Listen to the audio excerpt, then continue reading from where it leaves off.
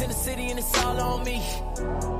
Time, no time when the love so blind that you're all I can see. Know the night won't be the same if you don't leave with me. Ass up, head down, they tie your dress down. No, I like it. I like it. I like it. I like it. I like it. I like it. I like it. Good ass girl in the badass city, got the itty bitty titty, but the ass come with it. Got you hoping that a flash come with it. Looking single in the club, but you hoping that a man don't get it. And she pulling up late night, no tees, play fight, big jaw, gray white, fuck to the daylight, put her to sleep, cause I don't need no Xan. If she fucking with me, then she gon' need both hands, yeah.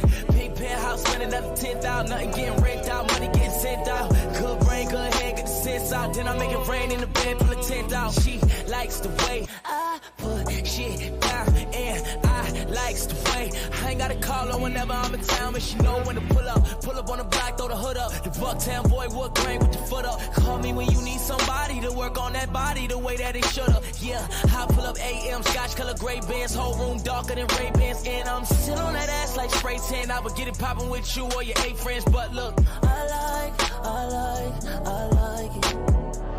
I like it. I like it. I like it. I like it. I like it. I like it. I like it. I like it. I like it. Likes the way I eat down. She likes the way I put it down. She likes. All right, y'all. We here. All right, we're gonna jump right into it.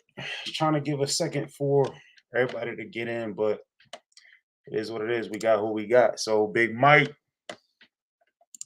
welcome back, brother. Can you hear me? Yes, sir. I can't hear you. Reggie is getting ready for a big game. Probably something we all should be doing, but he ain't gonna be ready tonight. But it's all right. It's all right. You know, we're gonna miss our co-host, but hopefully we get him back soon. It's just me and Mike, as usual, dynamic duo. But my guy right here wants to leave me too. He's retiring. Come on, man. Come on. You know how many I've had the last year and a half. Yeah. Supposed to be bringing on a new co-host. You know, hopefully he shows up. We'll introduce him. You know us, man. Been playing football since I was about 9 years old. Played in Mount Vernon. Played at Iona Prep. Played in Nassau Community. Car accident sent me to semi-pro, so here I am. You know what I'm saying? Big Mike over here, Mike Rutwich. You know, East Hartford guy. Played at Central Connecticut. You know, had a chance to go to the Big Ten, but decided he wanted to be a defensive player instead of an offensive player. Ended up finding his way to a very good Connecticut Giants semi-pro team, and then found his way on an NFL field as well. So a lot of experience right there. But you know how it goes. So we're gonna jump right into the show. This week we trying to, just talk football, So first topic that we want to start with is something I think a lot of people think about, but they don't put too much emphasis on. And it really is an interesting topic when you think about it. What is the most difficult position to play in minor league football? And I guess we'll start at the top with QB, and we'll kind of just talk about it. So from my perspective, I told Big Mike this the other day. I was playing in the TV league last year with the Steelers, and we had a couple injuries, and I had to jump in at quarterback. And it's totally different, man. Like, I understand why you need to be 6 foot, because I'm 5'11", like 5'10" and 3/4. I'm almost 5'11", and I couldn't really see much when I dropped back. And it's a lot more difficult to read defense pre-snap than you think it is, and manage the clock and get the play in, and sometimes make up routes on your own. I think from a minor league perspective, playing quarterback is difficult because you don't get a lot of practice time. And if there's any position that needs practice time, it's the quarterback because again, you got to read the defenses, read the coverages, you got to read the blitz. If somebody doesn't know what they're doing, their route, you got to know every single route. You got to know every single block, and then you got to be on time. A receiver could be a little late on his route, but a quarterback can't be late on his throw. And that just makes it incredibly difficult if you're not seeing your teammates. Like if you're not seeing your receivers on a day-to-day basis, but on a week-to-week basis, it can make it so difficult just to throw a simple out route, not knowing where a guy is going to be, things like that, and even with your old line, like not knowing how long I could stay in the pocket before I got to move my feet, that could throw you off. So what do you think about that, Mike? I agree with you. I think quarterback's the most difficult position in football across the board, like from youth all the way to the top. It's and unless you play it, like guys can. We've all, I think, at some point in our lives have played quarterback, whether it's backyard football, and obviously that's not the same as having the helmet on and all that stuff. But you could be awesome at backyard football and be like, yeah, I could do this, until you have 5 big dudes chasing you, and your line doesn't block, and then you can't see. It's like you said, it's I couldn't do it. I mean, I'll be honest with you. I couldn't do it, not because of my size, but I just couldn't do it. I wouldn't want to have that much responsibility on my plate. Even though as an O lineman you have similar responsibility, but like there's a reason why quarterbacks in the NFL get paid the most. And I don't think people realize how much quarterback does. And my son's coming, so I just apologize for a second. No problem. All right. I think people don't understand that, like you said, clock management. They got to look at the game. They got to look at the clock going down. And semi-pro, most of the time, we don't even know when our clock's at. Right. So you got to get us in the huddle, get us out of the huddle, make sure we're not about to have to delay a game. Like you said, timing on the route. Some guys don't come to practice, so they don't have any sort of structure with their wide receivers or running backs or O linemen for that matter. Right.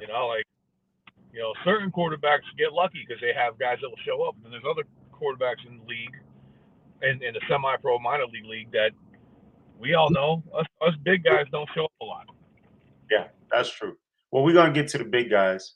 So the next position I wanted to talk about was the interior linebacker position.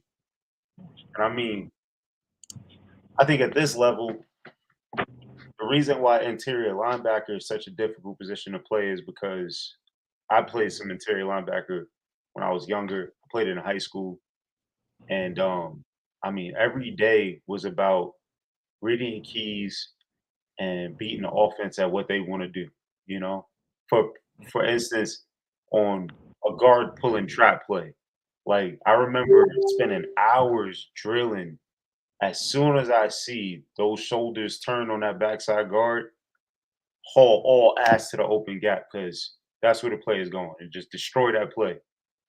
And I think in the minor league level, you're not getting those same keys at interior linebacker. Like it starts to become a huge responsibility because not only do you have to be a crazy athlete, because you're going up against all types of athletes at the minor league level. Some of these guys are really fast. Some of these guys are really strong. So you got to be both fast enough to run with everybody and strong enough to tackle any and everybody. I think of like Willow, at running back, 270 pounds, taking an inside zone. Like you got to be strong enough to deal with those guys and at the same time fast enough to chase a guy like, Dennis Coleman, small, shifty dude. So I think like for interior linebacker, I think one of the hardest things is just having to deal with everything and do everything for the same reasons as quarterback. Like you don't get the practices, you're not seeing the same keys, everything doesn't look the way it's supposed to look, but you still have to perform as a linebacker. So I don't know if you have anything to say about that, bud. As far as interior lineman or linebacker? Yeah, I mean, that's the captain on the defense usually. So right. that's the same. They have the same mindset as the quarterback on the offense. They gotta lead by example, and truthfully, they need to know the play more so than everybody else because like you said, they missed their assignment. Usually blows everybody else's assignment, minus maybe the D line, because the D line obviously, the inside linebacker is going to be predicated on what the two D tackles do. But for the most part, yeah, that's the other hardest position. So then we go to the next position, right? And the position I play, I always say this to everybody. I think this is the hardest position to play in semi-pro minor league football is running back, and it's for this particular reason. I'm gonna go ahead and try to get into this, but not take too long. The quarterback has a lot on his plate, but typically the quarterback is well protected. If it gets to a situation where a tackle is missing a block, the running back stays in. If it gets to a situation where even when the running back stays in, they start throwing screens. They get the ball out his hand. When you're a running back, you don't have any protection. Like if guys are missing their blocks, they're just missing their blocks. And you see defensive ends that are receivers, and you see linebackers that are running backs, and you see corners that are extremely talented and probably shouldn't even be playing at this level. You're faced with very good defenses. I think defenses in general are just easier to come across in minor league football. And as a running back, it can go both ways, and that's why I don't think when you look at the bigger picture, I'm not really sure if it is the toughest because if you get a really good offensive line, you can have a good time as a running back. But at the same time, if you got a shaky offensive line and bad play calling, it could be the hardest position to play on the field. But let's see what Mike has to say about that. For semi-pro running back, Yes. to me, running back's 50-50. And I think honestly, as far as a skill position, yeah, like you have to be skilled as a running back, but you can just, and you'll agree with me, I'm sure on this. There's certain guys, and I'm not naming anybody because I don't know everybody's name, but there's certain guys in the leagues, in all of them, whether it's in Connecticut, Mass, or even down south, where dudes are just fast in semi-pro and can just burn everybody on toss sweeps and such, and then never go inside. So you don't really have to rely on your O-line that much because they're just going to give you a toss and you're just going to take off. Right. You have to just rely on your wide receiver to make a 2-second block and you're gone. But if you have a running back that's going to pound it in the middle or outside tackle, like then yeah, you need it. Then it's harder. So it all depends, I think, on what offense your team is running. Like you can get away certain times with guys just being an athletic person and not knowing shit, not even knowing what the play is. And just being like, you're getting the ball, just run. But I know the last 3 seasons I've played semi-pro, in the last 3, it hasn't been that way. And obviously, when I was on the Connecticut Giants and the Bearcats, it wasn't that way either. But I do remember other teams being like, yeah, we just did backyard football and just tossed it to him and he's fast. So to me it's 50 on the running back. There's no disrespect to you, Morris. No. Like I said, like even just being, retrospective about it, like it could go both ways because I've never personally had as good of an offensive lineup as I have right now in minor league football. I've had really good offensive line in high school and college, and it was just totally different. And for me, it's like even at the high school level, I remember my line being in the right spot at the right time. Everything looks the way it's supposed to look. Even if the defense does their job, you still have the timing and the rhythm, and you know what's happening, and you can react to it. Like at this level, it's just like It could be the same play call 5 different times. It will look totally different 5 different times. Nobody's ever in the right spot. There's always somebody not doing a job. It's tough. Like I find myself breaking 3 tackles before I get to the line of scrimmage. I'm like, for instance, we were talking about a play the other day, and I was telling you, like, I didn't even get the ball yet, and the defensive tackle was standing right in front of me. As soon as I grabbed the ball, I had to make a miss. Like, that's tough. It's tough to do. Yeah, no. I mean, but like you said, I know we're not talking about this topic, and maybe we'll touch on it later on.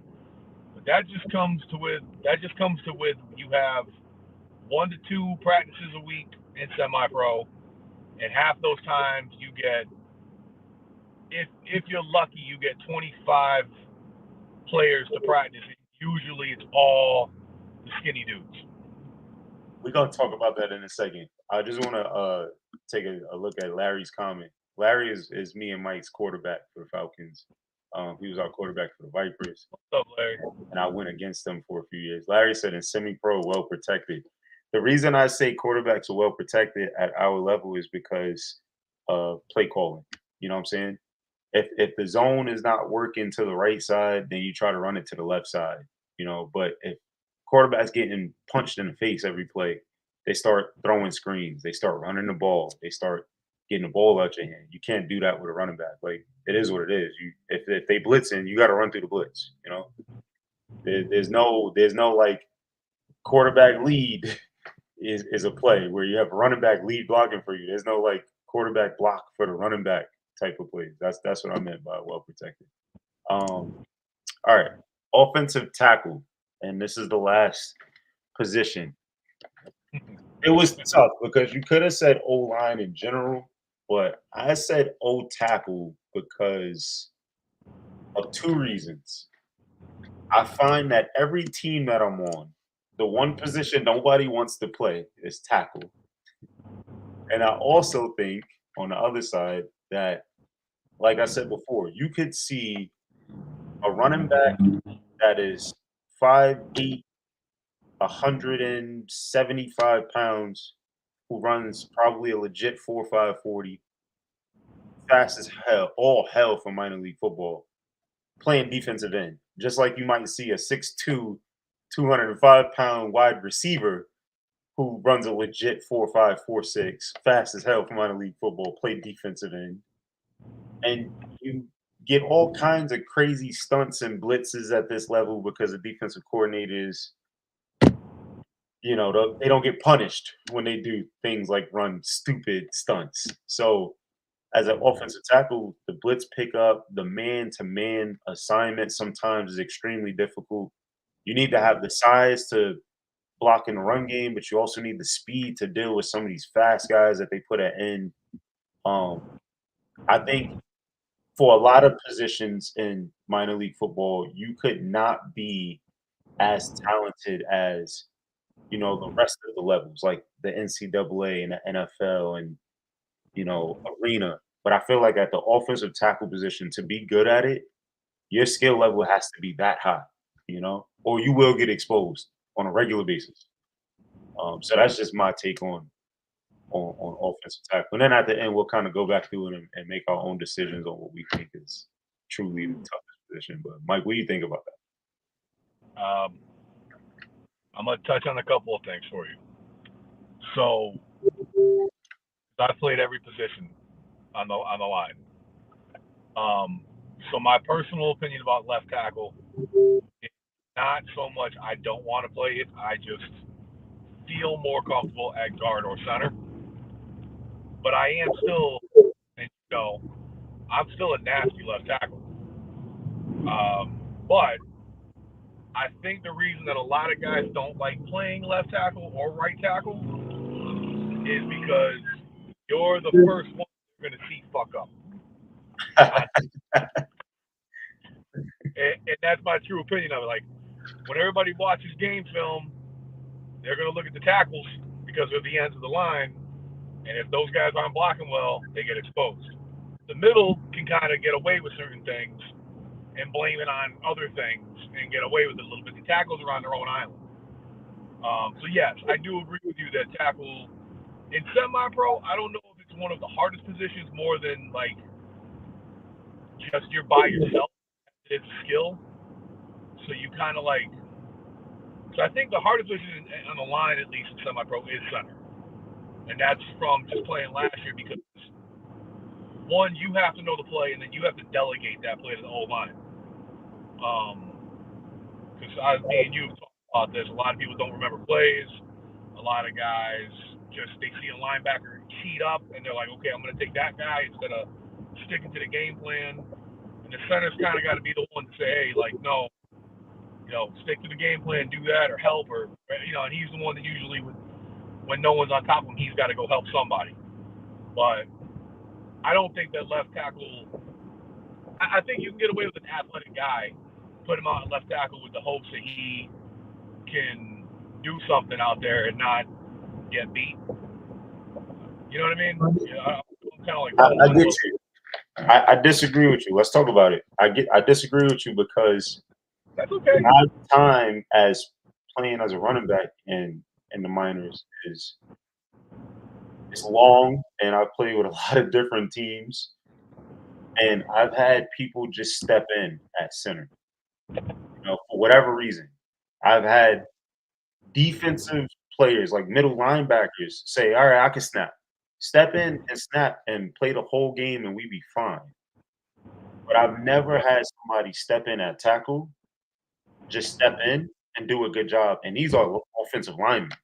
These are guys who play guard and center, and they played it their whole careers. But when they go out to that tackle position, they're just terrible at it. And I think that's why I said offensive tackle over the other offensive lineman positions, because I've seen guys rotate guard and center all day. I've seen them flip sides all day. You don't have to be the best center, but at least you can get the job done. But I've seen guys go to offensive tackle and they just can't get the job done, period. Like being out on that island is totally different. And the speed that comes from that edge, if you don't make that block, it could ruin a play. It could ruin everything. No, I get what you're saying on that. I do understand that because, like, I know on other teams I've played, the rotations have been the same, where a guy can step in at center and do his thing. But that doesn't necessarily mean that the line is good. You know what I mean? Like, you get a good center, you get a guy who knows a little bit of shit, that line's going to be different. Same thing with guard, and same thing with tackle. But like with tackle, I think sometimes it's more like, yeah, I'm not saying they can't be skilled, they can't be good, and you are right. Like, if you suck at tackle, you're gonna find out real quick at tackles than you are at guard or center. So I agree with you on that. I've also played on teams where the tackles are actually good, so I haven't really seen too much of that myself. So that's probably why me and you are like agree to disagree. It's because the teams I've been on, my tackles have all been good, and they never got hurt for some reason. Which I don't know if that's because the DNs just weren't tough.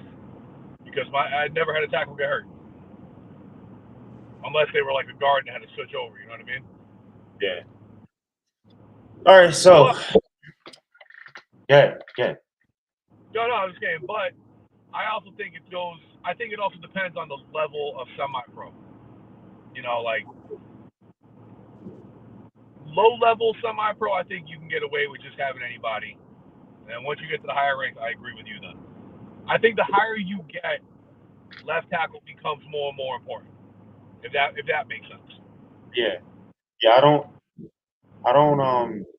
I try to only talk like the AAA, like the highest AAA level. Like I'm talking about on a real competitive level. We know that we have amateur level, football at this level. Everybody's not great.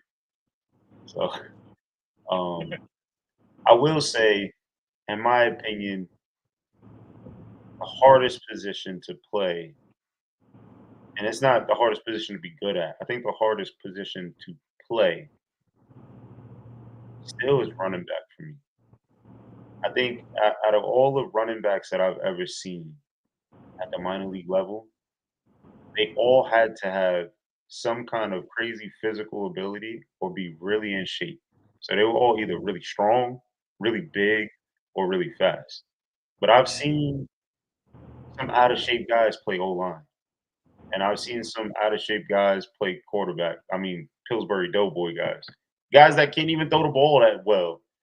They can only throw about 20 yards, but they have receivers so good that they can throw the ball, too. They can just get the ball out their hands, and that guy will just make a crazy play.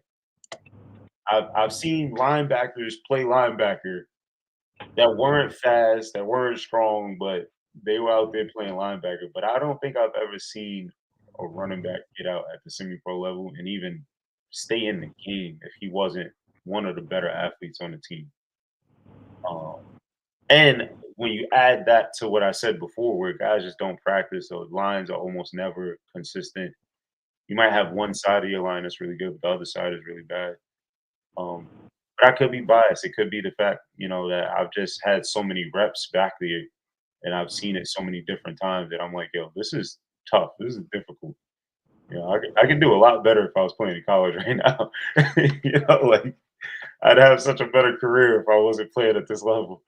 Um, but like I stepped in at quarterback, I played receiver, I played safety, I played middle linebacker, I played outside linebacker, I played a lot of different positions in my time as a pro. And I think the one that was always the most challenging for me was when I was in the backfield.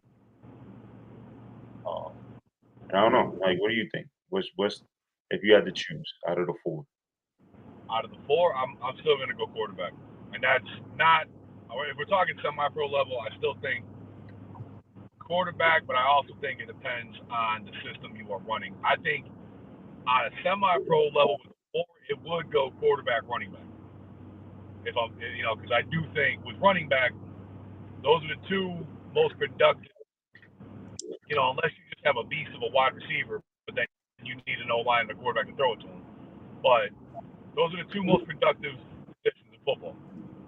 So if you have a running back that can take the hits, because that's the most, you got to be durable to play running back. Yeah. So I will say that, minus the O-line, D-line, who gets hit every play, like running backs at other position that gets hit pretty much 90% of the game. Quarterbacks don't get hit that often unless your line sucks.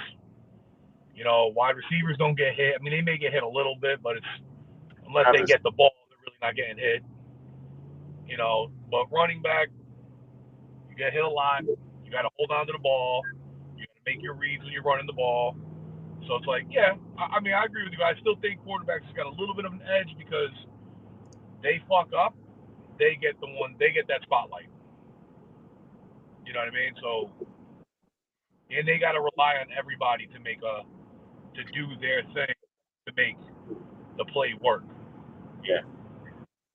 So that's where I look at it. And when you snap that ball, even if it's a run play, you snap that ball and you see somebody coming in. I mean, shit. I wouldn't want to see me coming at me. Facts. It definitely make your eyes go, oh. Even at my size, bro. Even at my size, when I see a dude just come through the line clean, I'm just like, oh, this is gonna hurt. Yeah. All right, so let's be quick about this one. We'll try to, for the sake of time.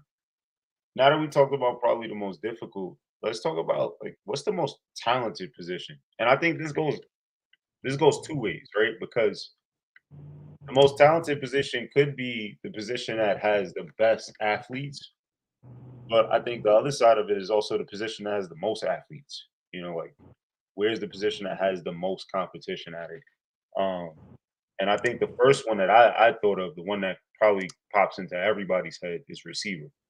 I mean, at this level, there are receivers a dime a dozen, and I think there's just so many talented wide receivers. We even see talented corners and safeties switch to wide receiver. Like I said, I play wide receiver.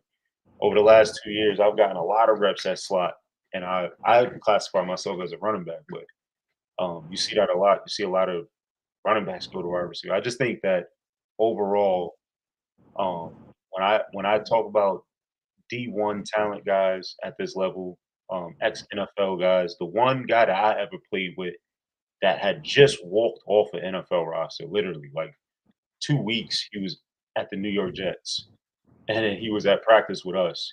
He was a wide receiver, you know. A lot of the D1 guys that I know are wide receivers. I just think that for me, it's one of those positions that gets a lot of glory and glamour, and for all the skinny guys that don't want to be in the middle of the field, that don't want to block, they go to receiver, and that's where everybody dukes it out. So that's my take. What do you think? All right. So for me, I would say that. Well, I'm not saying that wide receivers aren't talented, so I don't want you to say that. I would say in semi-pro football, it is by far the most saturated position. Like 100%. Like you have a tryout and you have 103 wide receivers. Facts. You know what I mean? And then you have to go, okay, well, hey man, you can't catch the football, but you could kind of hit, so we're going to put you at safety or corner. So I'm not saying that wide receiver is not tough. Obviously, clearly, I've never played wide receiver unless it was a backyard football game. And listen, I can catch. I believe it. So, I'm not saying I can catch, but I'm not running those routes. So then the next position is corner, right? Because obviously you need somebody to cover all these guys. And I will say there's a lot of corners in semi-pro. I think there's more corners in semi-pro than there are middle linebackers. There's more corners than there are safeties. And there's more corners than there are DNs. I think there's just as many corners as there are D tackles. And I think there's a reason for that. But I will say that as far as talent level, I've always been impressed and surprised at how many talented corners that they were, honestly, when I step back. And I played DB in college. So I look at the defensive back position a little differently. Like I look at it from a very technical place, and I have a very high standard. And I've always been surprised at how many really good, talented DBs there are, but specifically corners. But another position that's kind of saturated, So what do you think? So me personally, if we're talking about just football in general, not semi-pro, but just across the board, I personally think cornerback's the hardest position in all of football. But in semi-pro, it's still a hard position. I mean, you got to follow the dude and all that stuff, and you need guys to understand defenses. If you guys, if you got a guy who doesn't understand the defenses, well, quarterback's gonna pick on that guy all day long. So and honestly, I agree with you on that too. Where there is a lot of corners in the semi-pro world, but they are very talented. I've been on very few teams where the cornerbacks weren't one of the bright sides of the team. So I agree with you on that. And talent-wise, it has been very upscaled for corner and wide receiver, but I mean corner for the most part. But like I do think, in my personal opinion, corner is the hardest position in football altogether.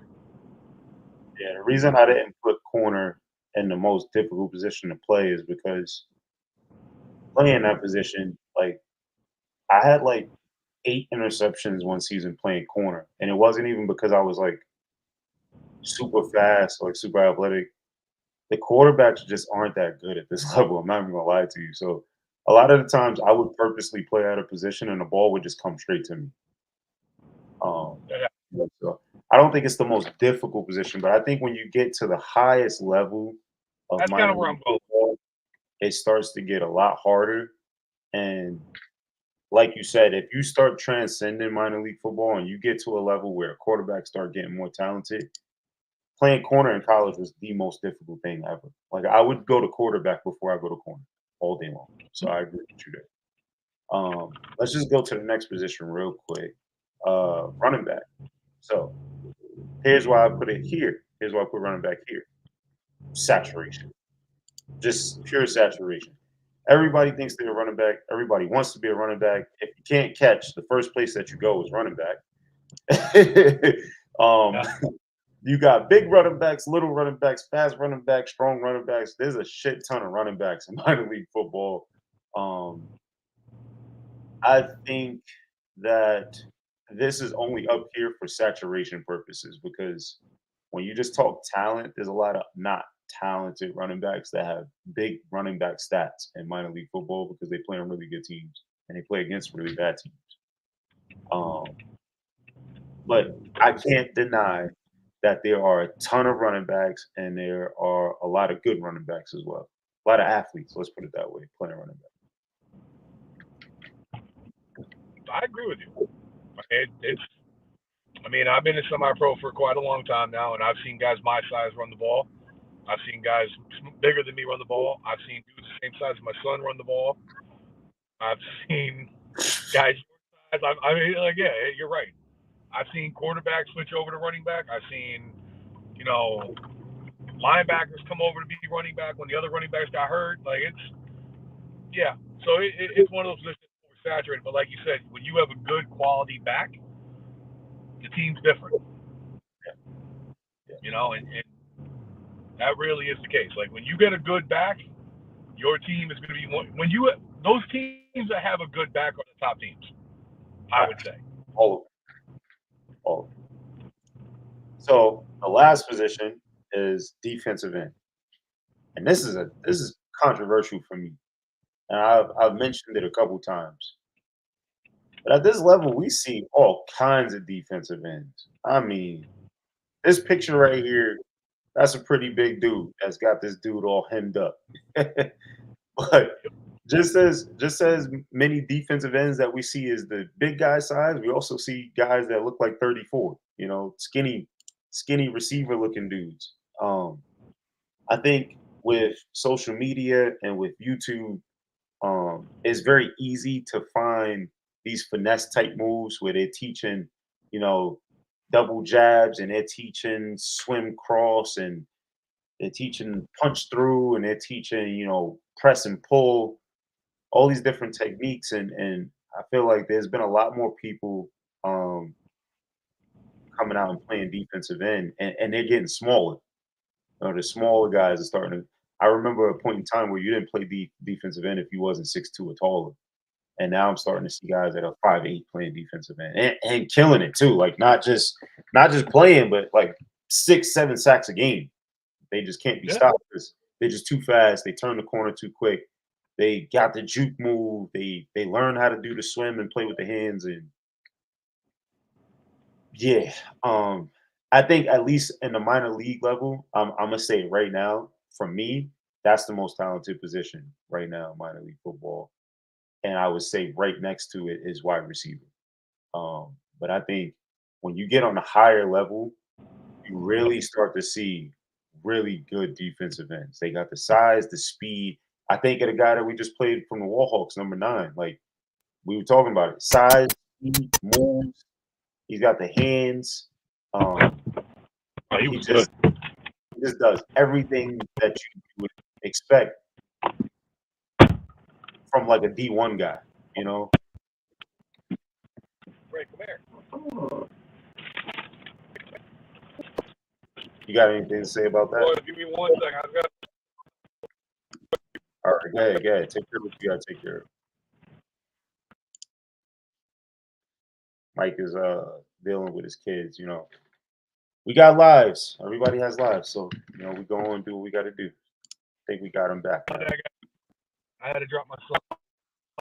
I had to drop my son off, so I had to let him do his thing and tell him to go bring some stuff in the house. So the ends. Yep, the end.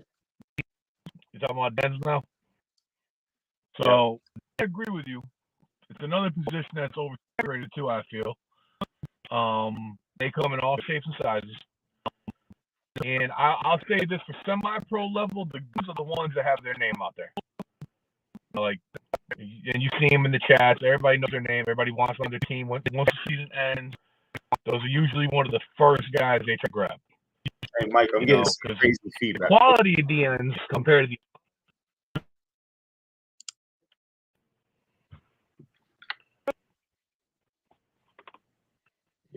Yeah, try it again. Crazy. Try it now. Nah, I'm getting bad feedback. I got bad static. Try I'm gonna remove you. Try to join back in.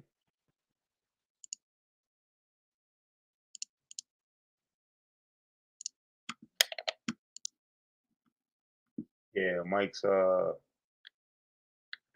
volume and stuff went kind of crazy. Sorry guys, I'm a little hot. Let's see if we can get him to join back in.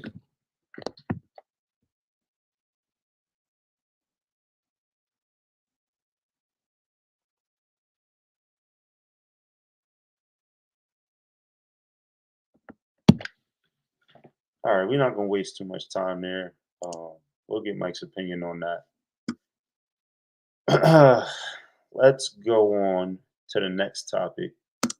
Meantime, here we go. We got Mike back. Hey, Mike, let me hear you now.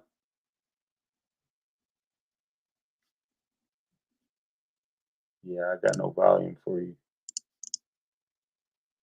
It's all right, but you're here, so we'll figure it out. Yeah, I just can't hear you.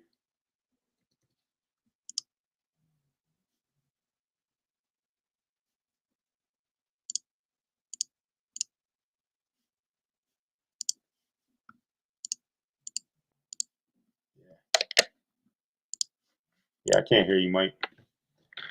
We'll try to figure it out. Let's see if we can keep it going. No, we're getting to the top of the hour. So let's talk about the ins and outs, the 32 team league. Wanted to come back to this topic. It was super interesting. We started to talk about it. So we'll get into it. Let's see if Mike can fix his dang mic. Michael, fix your mic.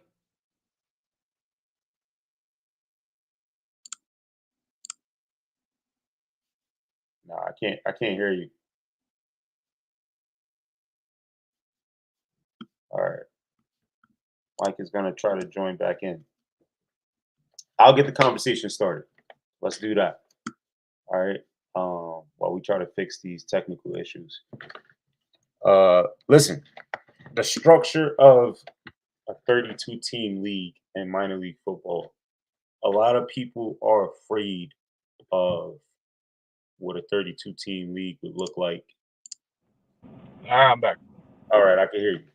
Yeah, a lot of people are afraid of what a 32 team league would look like. They are afraid that it will crumble.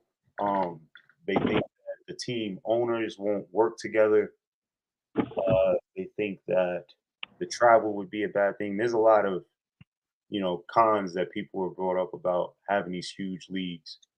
Um, I tell them you making excuses because right now we have a team, not a team, a league with over 30 teams in it. The ECFL has over 30 teams. It has two divisions that have 10 teams in it, and then it's got another 10 plus teams, and then it's got another two divisions with 8 teams in it, and then it's got another division in the South that has, I think, about 9 teams in it currently. So you're looking at almost 40 teams in a single league. Um, and it's praised as one of the best leagues around. Definitely the biggest league in the country. It can happen. Now, how do you structure it so that we have the closest thing to a professional level of play as possible, but not just a professional level, just something that's fun to be a part of? And I say, make it look like the NFL. Make it resemble the NFL. And when you look at the NFL, it's a simple kind of design. 2 conferences, 8 divisions, even amounts of teams in each division. Boom, there you go. Um, I think that's the simplest design. Mike, do you think that there's a better way to structure a league of that size? Like currently, right now, the ECFL does levels, and there's no other way to put it. There's levels of competition, and they Right. have the lowest level of competition, which is its own division. And that's all the new teams and all the teams that didn't have success, and the teams that have rosters that are kind of shaky and rebuild. They put all those teams in one division, and then they have another division which is Double A, where the teams are competitive, but maybe they don't have the budget or they don't have the roster size to really compete with the bigger teams. But there's a few teams that kind of fit the bill. And then you have the AAA level where it's the most competitive level. And that's kind of the structure that the ECFL has now, where they've separated everybody. And then they have the South League, where it's all the teams that are basically lower than Connecticut. You know, Yeah. all the teams lower than New Jersey are all in one South Division. That's the current setup, and I've never seen any other league follow any different structure. Every league that I know of follows that structure of having the bad teams separated from the better teams, separated from the best teams. So, My, what do you? my my personal opinion on it is I think this format could work, the NFL format. I understand the format that they have now. Like I especially going with the fact that I had a single A team last year, you know, and but even last year, us being a single A team, we could have been a double A team minus the Bulls team that was in there that was clearly a triple A team. Right. But aside from all that, like this can work. The problem with semi-pro football in this is that teams, I don't think stay together long enough to make the NFL format work. So that's a problem that would have to be fixed. That these teams coming in have to be kind of protected almost in a way, which we've already touched on other conversations we've had on the podcast. So you got to protect those teams and not fall apart mid-season or, you know, whatever. And I know that's an impossibility to some aspect, because players are going to come and go and get pissed off about playing time and walk away. And so it's unfortunately that's the business that we're in with semi-pro, but the format clearly can work. I mean, I think it would just come down to travel, which always is a problem in semi-pro as well, which I personally don't understand. Like, I'm going to go on a little bit of a rant for a second, so give me a minute. All right, yeah. Which I personally understand because everybody pays their fucking money to play these games, and everyone knows where these teams are located. So all of a sudden you get your schedule, and you're like, oh, man, we're playing the Norsemen out in Maine. Well, you knew that was going to be a possibility. And now all of a sudden you can't figure out how to get there? Yep. So for me, that aggravates me as a player more so than even being when I was an owner, because we had to travel to Hitman twice, and that was a 2.5 hour drive, and I had no problems with that. But you'll hear guys like, "Oh man, if we play in Mass, I'm not going." Then why are you playing football? Like then you know what I mean? Then retire, be done, and go play flag football in your local area. Yep. And even flag travels all over the place too. So I can't even say that. So go play backyard football with your boys and shut the fuck up. So I'm done with the rant on that one. But that's the other problem that semi-pro has to fix is you got to get rid of some of these guys who aren't going to travel because, I mean, how many teams are going to London in the NFL? Now, granted, I know that they're all getting paid millions, but, like, you know, I'm sure there's a ton of dudes that I watch on some of these podcasts. They hate going to London. Yeah. You know, like. It's a logistical nightmare. It is. It's easy to YouTube it and find out all that it takes. And it's a loss on the NFL when they travel teams out to London. They don't make money from it. They actually lose money from it. But there's a reason that they do it. I think the way that you combat that, it starts with how you structure it. So the fear is, teams don't stick around long enough to make the format work. Yes, except that's because a lot of the teams are independent right now. All of the leagues only exist because the teams independently join them. And just as the teams independently join them, they can independently leave them. Right. Because nobody's working together. In order to have a league with 32 teams in it, you pretty much have everybody working together. And especially if you do it in such a way where the more competitive teams want to be in the league together, because they're not only going to be playing each other. And that's the problem that you have right now. The league of all leagues, the MLF, the DEN, you have the best teams only playing the best teams. That gets old real quick. When you're a really good team, but you're 0-8 because you can't win a game because you're also playing 8 of the other best teams in the region, that gets old quick. And then you see teams lose their competitiveness. And then once they lose their competitiveness, they were built on winning. So then the team folds and then it rebrands itself and New Jersey Jackals, basically. So I think if you structure a league as an NFL league, system, right? And Mhm. you have conferences. I say 2, but it could be as big as 4 conferences, and you have divisions in each conference. Let's just go with the 2 and the 4. Right now, just off of spring, since we're all familiar with the spring, this is what we're looking at, right? We're looking at let's move our faces out of it. We're looking at 34 teams, right? So we would have 32 teams in 2 different conferences, and then we would have an independent division. And in that independent division, new teams can join in and prove that they belong.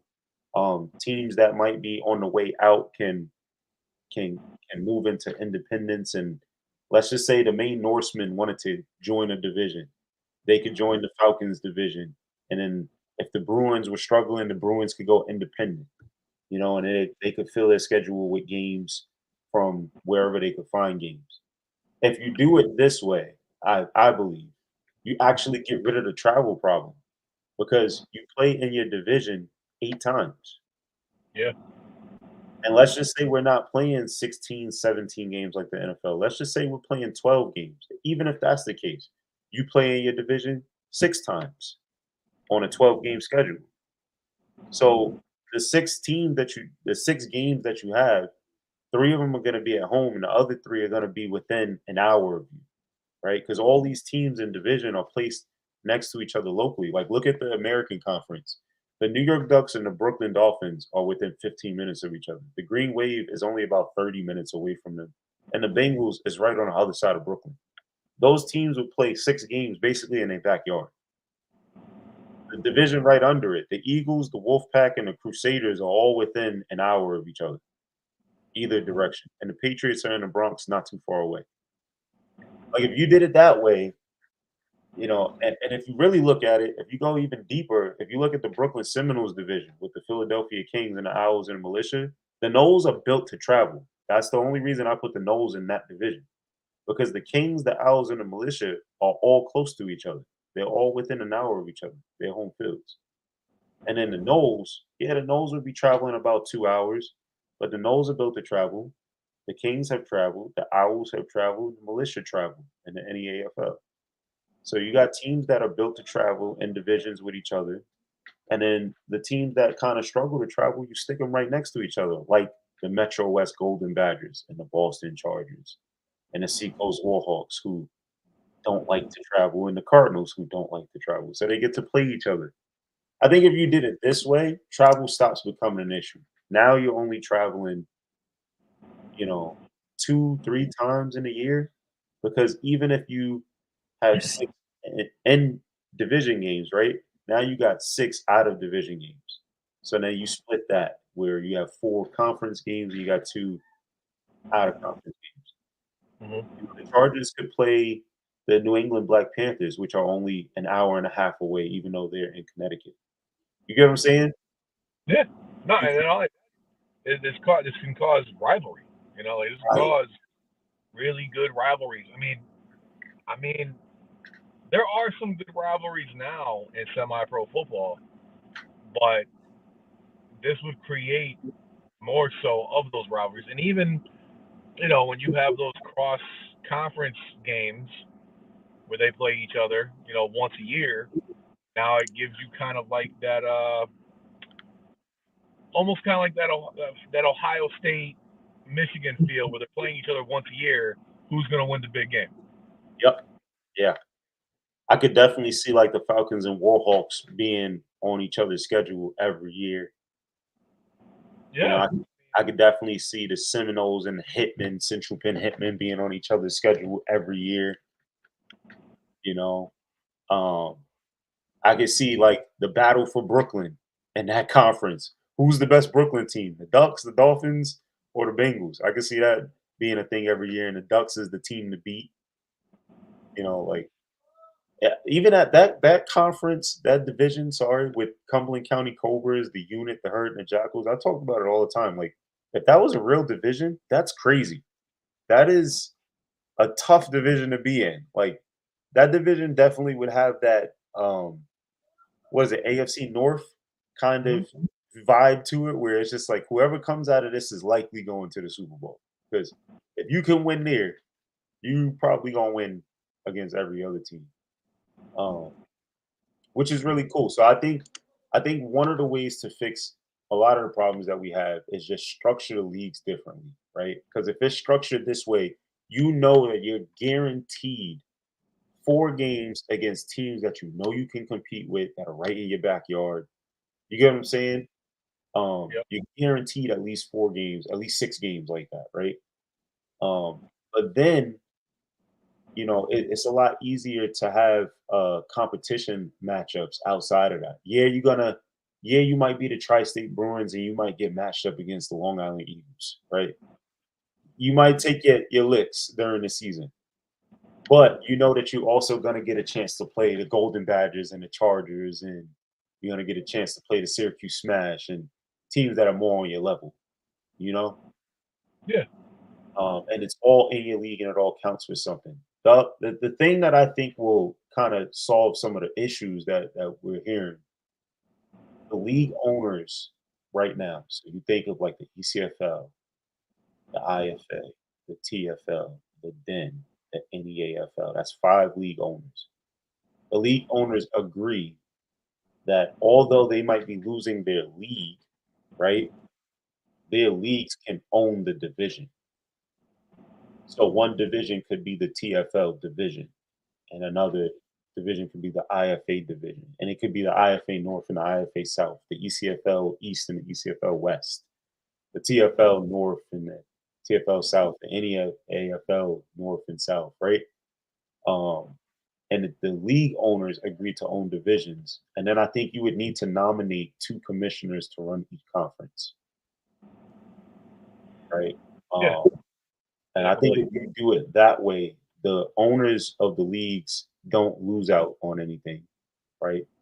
They're still running the division the same way that they ran the league because that's how that's how it operates now. That's also how it has to happen. There is a head of each division, and those divisions are ran independent of each other. They're managed independent of each other, and they operate as small businesses within themselves. Just like in the NCAA, each conference, the SEC and the Big Ten, they all operate individually, but they're all under the NCAA. And they're all playing towards the same goal of a national championship. I think if we do it that way, it can solve a lot of the issues that we're having to push back on teams not wanting to join and what happens to all the leagues and the league owners. And, some people are afraid that if they go to a different league, the things that they like about the league that they're in, they will have to give up or lose. What do you think about that? What do you think about league owners owning divisions and nominating maybe the 2 best league owners as the commissioners to run the conferences? No, I think that's a smarter idea because it's going to give them incentive. Give the owners and the commissioners a chance to not feel like they're losing a part of them, a part of themselves. Like, I mean, the situation that kind of happened with my team, the Vipers. Like, there was always a sense that people that were coming in were trying to take over the team. With that being said, that's a whole different situation. But you have owners now that don't feel like, oh man, like I'm losing out on this. So now they have what you just said, like they have a division, and they can run that division how they see it, as far as it goes under, the umbrella of the commissioner, and then whoever you put in charge as the head commissioner. Yes. That man, like we already have owners meetings and all that stuff too, but it kind of would make, the owners meetings not like just a meet and greet and hey, let's chew the shit. Like, let's get some serious stuff done. I was in 2 owners meetings, and I'll be honest with you, like, to no fault of the commissioners, because the commissioners tried their best to make it as productive as possible, and I'm giving Jim his props on this.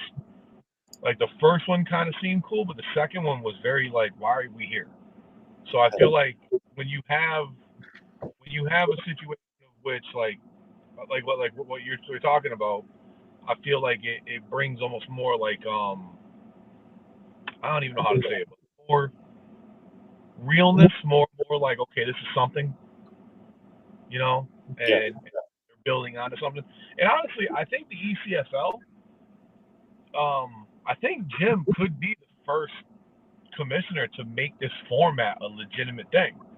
You know, I know he has enough teams, and I know you're talking about single A, double A, triple A, but I mean, with the way that Jim's been doing with spring, he's going to do that with the summer. More teams are probably going to pour into the ECFL, and at some point, he's going to have to combine triple A and single A. yeah, absolutely. You know, and you know, with that combination, you might have teams merging. You already have team merges now. You know, so you know, in Connecticut, like I've already said 100 times, Connecticut has a lot of teams. That might not be a bad thing for teams to merge to make Connecticut a little bit more, you know, together in having more powerhouse teams instead of these little tiny pop up teams that come and go. I think this format itself would absolutely get rid of the saturation of teams.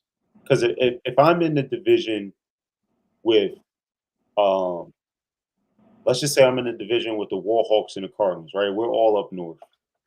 If I'm in a division with the Warhawks and the Cardinals, I don't think that the Golden Badgers exist anymore. I think the Golden Badgers and the Chargers have to work together, or they have to become a part of the Norsemen or something. Because they can't do it. They can't compete.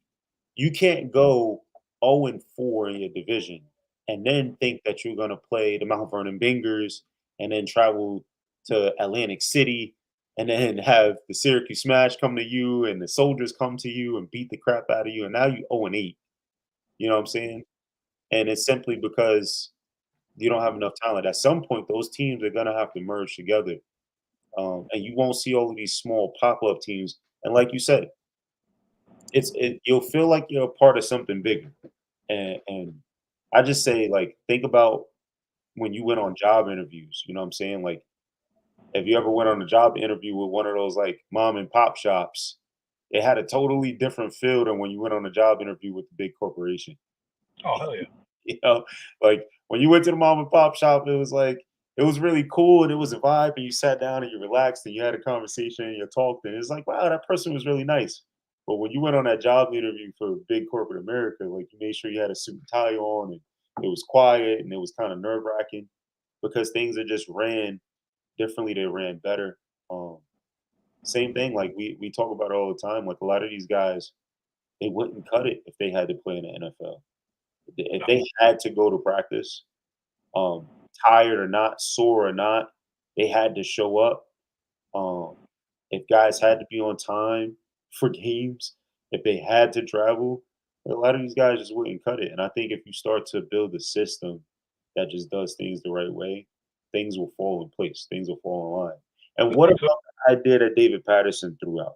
Dave Patterson threw out the idea that the league starts to own the teams and the teams aren't owned independently anymore. What if the teams become more franchises? I think I threw this out once before to a couple of different league But he's commissioners. saying, What if the league start to franchise the teams out? and there's got to be owners though. Right, but it would be a franchise, so it wouldn't necessarily be that the team is owned and fully in the control of the team owner. It's a franchise, just like any other business that's a franchise. Yeah, you own a McDonald's, but you don't own McDonald's. You get what I'm saying? You just own a piece of the McDonald's and I you run that your way with your rules, but you have the format, you have the support, you're a part of a bigger fish. no, And I get it. I mean, it that's kind keeps of you how from it is. closing the doors. But that's kind of how it is with the NFL in a degree. That Yep. you know, don't get me wrong, the Maras and the Tishes and Jerry Jones, they own the Cowboys, they own the Giants, but they have to follow the NFL guidelines. Right. You know, I understand that. The same thing with college. College ultimately, you know, they're their own. Football in itself is almost its own god in college, but they still have to follow NCAA rule. True. True. You know, so I mean, I think that would tell him to start that, see how it goes. Absolutely. You know, I mean, he So we already talked owns the team, is a league owner, right? no, I didn't hear you. What'd you say? I said Patterson, he's already a team owner and a league owner, right? Yeah, I mean Patterson was already doing what we're talking about. A lot of people push back on the things that I say, but they don't realize that like I'm not just making this up. Like a lot of this stuff is stuff that I'm learning about. Patterson was a co-owner of the IFA. He owned his own team that he also coached and operated, but he also was a co-owner of the New England Bearcats and the Maine Machine. So he was a co-owner of three teams at the same time while also coaching and operating the team, while also owning a league and operating the league or helping to operate the league. His role has developed and changed over time as his team in the league has changed. So to um to not be biased and to not cross lines, he kind of stepped away from certain roles and responsibilities, and he tried to get away from the ownership of multiple teams because it looks like it's a conflict of interest, right? So understanding that he tried to get away from it and he tried to help those teams set themselves up to run, but ultimately he found like maybe it was best when I did own all the teams, and the best thing was for me to just stop being on the sidelines at games and be more of a league representative and a representative of my team than necessarily a part of the play. So he definitely has the model for what we're talking about right now. Just want to kind of quickly shift gears. You talked about it, Yeah, um, head commissioner. I say we have to elect a president. That the guy who is elected to run this ship to steer it in the right direction needs to be elected.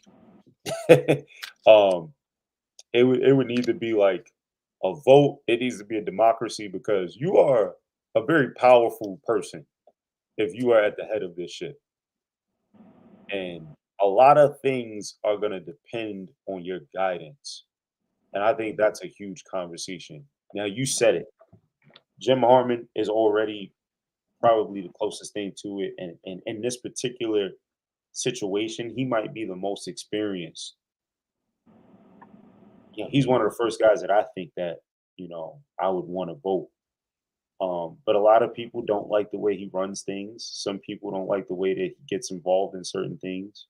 I laugh and joke with him about it when I see him. I'm like, you're a damn clown. And you got these people thinking you're upset about stuff. But he's just playing along. But I think on a serious level, guys like Sean Slip, the guy who created the Den, um, guys like Jim Harmon. Those are the kind of guys that we would need at the head of this ship. right. There's another guy that we're gonna get on for an interview. He's already agreed. I'm gonna drop his name soon. I'm not gonna drop it right now. I don't want to spoil it. But he's talking about starting his own professional league where players are being paid here in the United States. That's really cool, and it would be similar to semi-pro, but not semi-pro. It's more of what we're talking about, creating this new space. Um, but what do you think about having a head commissioner? Should it be one head commissioner? Should it be two? You No, know, um, it's got to be one guy. I mean, all right. So I'll put it to you like this, and I don't think anyone really agree with me. For all intent and purposes, the NFL is a machine, right? yes. Run smooth. Does NFL has given a on how this works. You may not agree with everything the NFL does, might not like everything the NFL does, but that shit is the format that you should use because it is the format that works. It has think about it. 50 years ago, baseball and basketball were bigger than football. Maybe 70 years ago. Because I'm 40, so 50 years to me is not that long ago. But so like 60s, 70s, basketball and baseball were bigger than football. No, And as now, recently as the '90s. As recently as the '90s, baseball yeah, was the number one sport. and now look, I'll even. I mean, I may be biased because I'm a diehard football fan, but I would even say, sports wise, you could go NFL, college football, NBA, MLB, and then all the other ones. Like if college Uh, football is going on now, as the NBA playoffs are going on, I still think college football's taking over. But my whole point before we get on that is You need one guy, and that guy has a cabinet. You know? Number one in the U.S. is American football. Number 2 is basketball. Number 3 is baseball, and then number 4 is boxing. Number 5 is ice hockey. Yeah, that's damn white people. But I know in the world, in the general world, it's soccer. It's soccer, basketball, football. Yeah. No, well, if we're going all outside the world, yes, football is not holding a candle to soccer or basketball, and in some areas, baseball. Honestly, football is our. I mean, truthfully, football is our thing. Football is the United States' baby. That is our thing, and not many places can do it. Yeah, there's NFL Europe, and there's this little town, there's little places out in Europe, and the NFL has its, European outreach program and all that stuff. When it comes right down to it, football is ours. Sure. So, but like what my whole point of saying is that the format for the NFL has worked so well that it has completely taken over America. Like, it is going to be at some point America's pastime. So with the hiring a commissioner, just one commissioner, that doesn't mean that Jim's the top guy. If it is Jim first, like just a hypothetical, it's Jim. Jim's going to have a cabinet. He's going to have advisors. He's going to have all that stuff around him. So he's not going to be really he'll be making the final decision, but he's going to have people around him that are going to help him with that decision. You know what I mean? So that's the next topic. The next topic is there would have to be a board of directors. And I said that there should be representation at every level. So there should be people on that board that represent the league, guys that Jim trusts. There should be people in that room that represent the teams, guys that the team owners and the team's head coach and general manager trust. There should be people in that room that represent the players, people that the players trust, and then there should be outsiders, people who are not involved in the league directly, who have no stake in the game at all. These people probably shouldn't even be football people. They should be lawyers and arbitrators and just regular people who are there for for balance. Yeah. So definitely should have a board. That would be a necessity. But yeah, those are just things to talk about. Huh? I'm saying those are just things to talk about when you talk about the structure of the league. I mean, even with the formats that these leagues have now, I think they should have that. You know what I mean? Because listen, we saw last week, look what happened last week on our field, in our game. Yeah.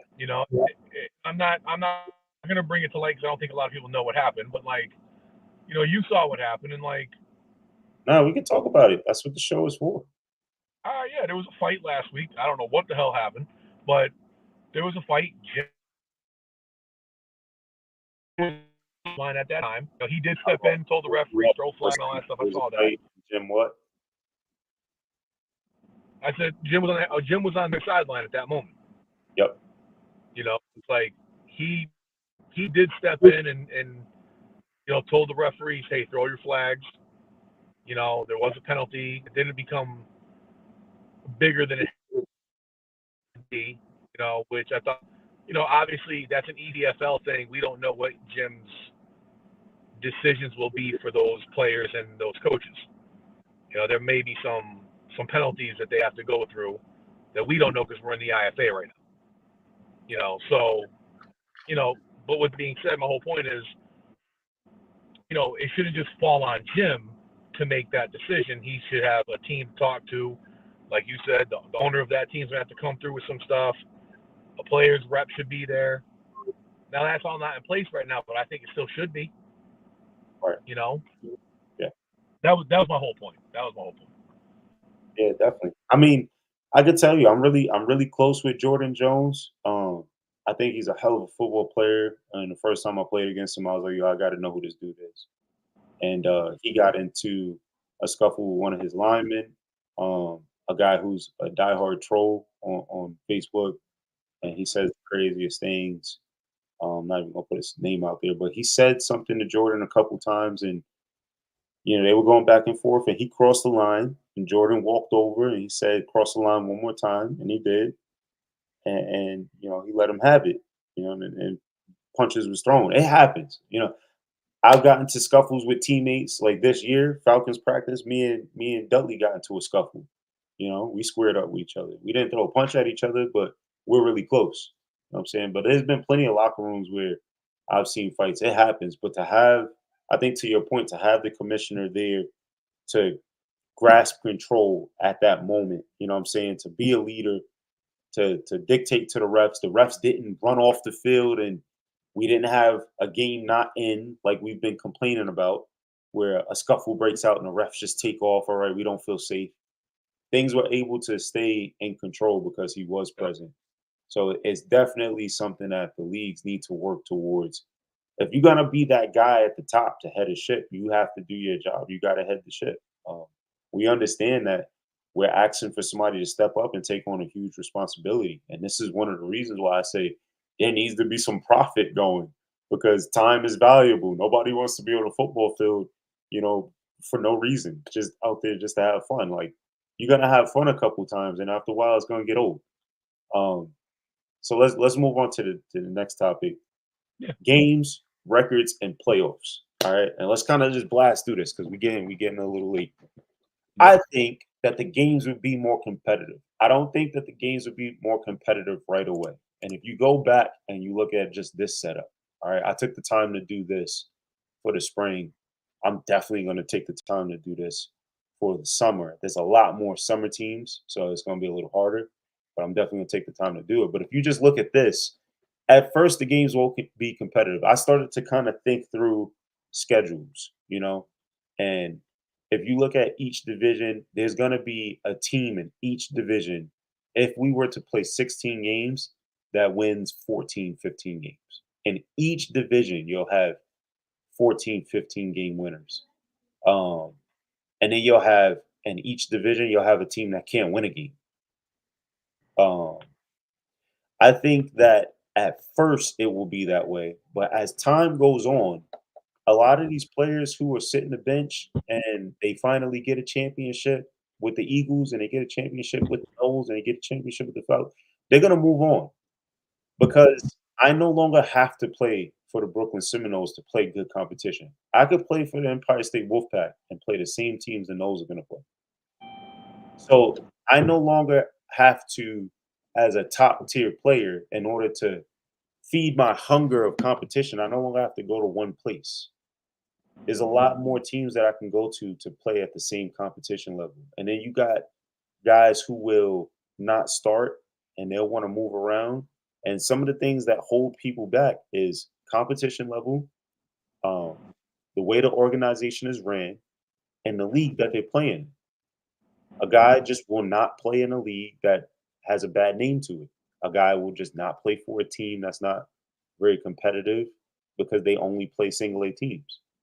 And I think this format will over time take some of these teams that right now can't buy a win and eventually make them a lot more competitive. That's the first thing. I don't know. How do you feel about that? Just games being more competitive over time. I think games will be more competitive. I think honestly though, I think the games will get competitive kind of quick, because when it's a conference, it's a division aspect. I think more people will probably be more interested. So you might get the guy, hate to say it, but you might get a guy like me who's retiring, I guess, if you want to call it that. Like, I'll just say this: 40. Like, say I am 38 and now I'm 40. I might be like, you know what, this looks kind of fun. I'm gonna come back. I'm gonna play in this. Yeah. So I think you'll have that, like you said. You might have a couple of teams like you said on there that these guys have played for this team a couple years in a row now. They've gotten minimal burn, and they're just like, you know what, this team's down the street from my house. I'm gonna go to this team, and then I'm gonna play my old team. So I think it will get competitive relatively faster than we would think. But someone's always gonna lose, man. That's just football in general. That's So just there's always going to be a Detroit Lions. yeah, yeah. And I think if you go back to some of the conversations we had about a players association, um, you could get to a point where the players that want to enter this league have to go through the association, and then you can actually have a system for drafting players in. And of I like. course, it's not like the NFL where players are being drafted and they got to travel to California and live a different life.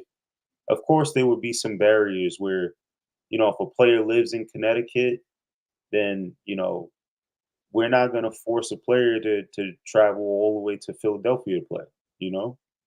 Yeah. Um, but that could kind of equal out the system in itself because now if you got the Falcons, you got the Bruins, and you got the Black Panthers that all play within the same local area, and you got a player um, who's entering. He's a really good player. The Bruins are struggling. The Falcons and the Black Panthers are doing well. All right, you go into the Bruins. This is the team that you can play for, that you're eligible to play for, because the Falcons roster makes it that you can't play for them, right? Just and this is just brainstorming, right? But there would be some kind of system where it helps to improve the competitiveness of the team, so the teams would get better. Now, what about like I said, no teams would fold because the teams would be part of a bigger system, and then going back to David Patterson's idea, profit sharing.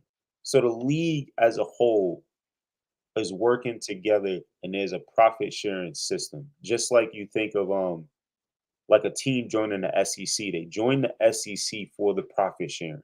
They join the Right. SEC because they're gonna get that kickback from the SEC for being a part of the system. Even if they're the Big 12 champion every year, they're gonna join the SEC and potentially not win a conference championship and not be a part of the college football playoffs because of the sharing aspect, the profit sharing aspect. I think that could work. I think it doesn't need to work for bigger teams. Like I don't think the Eagles or the Cumberland County Cobras or the East Coast Cardinals, I don't think they're gonna need help with the profit sharing system, or at least not as much help. They might need a little bit.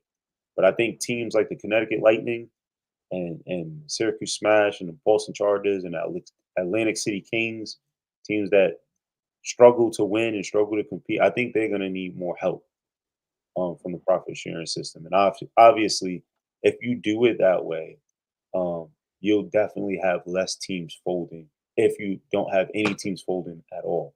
You know? No, So, I agree with you. I mean, I also think too, if this was to come into reality with these teams, I think they'd have to come into an agreement that if you join this league, you have a contract. Like you have to have a contract kind of established that like you can't fold. We're not going to let you fold. And you know, the problem with semi-pro to a degree is you are going to get the guys that want to play football that probably shouldn't. You know, that's yeah, going to happen. You know, but there there should be leagues set up for those guys. Like I am not saying that, hey guys, after your high school career is over or whatever, like you have to be done playing. Like there's 100% going to be teams out there that you can go play and have fun. But like this would be one of them competitive leagues that you're on the understanding that this isn't gonna be people who can't. These are gonna be guys that can play football. right, right. Like even the guys who are gonna lose, the games are gonna be lost. Like that team still can pop out of that league, go into another one, and then be dominant because they're that good.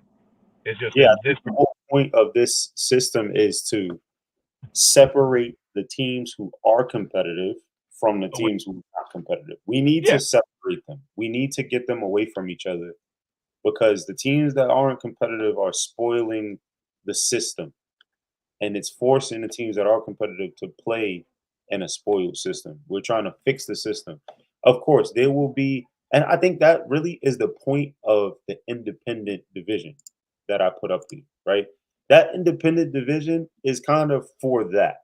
It's for the teams that are struggling to go out and play the regular team in whatever league that formed itself, so that guys can just play amateur football. Yeah. But for all the competitive teams that we have, and there's a lot of competitive teams on this list, Yep. they all want to be a part of something like this. They all want to be in a league where they get to play each other, where they get to compete, where you get to find out who really is the best of the best and go head to head, and be in the same system and play each other and not have to worry about when I travel 3 hours for a game if the refs show up.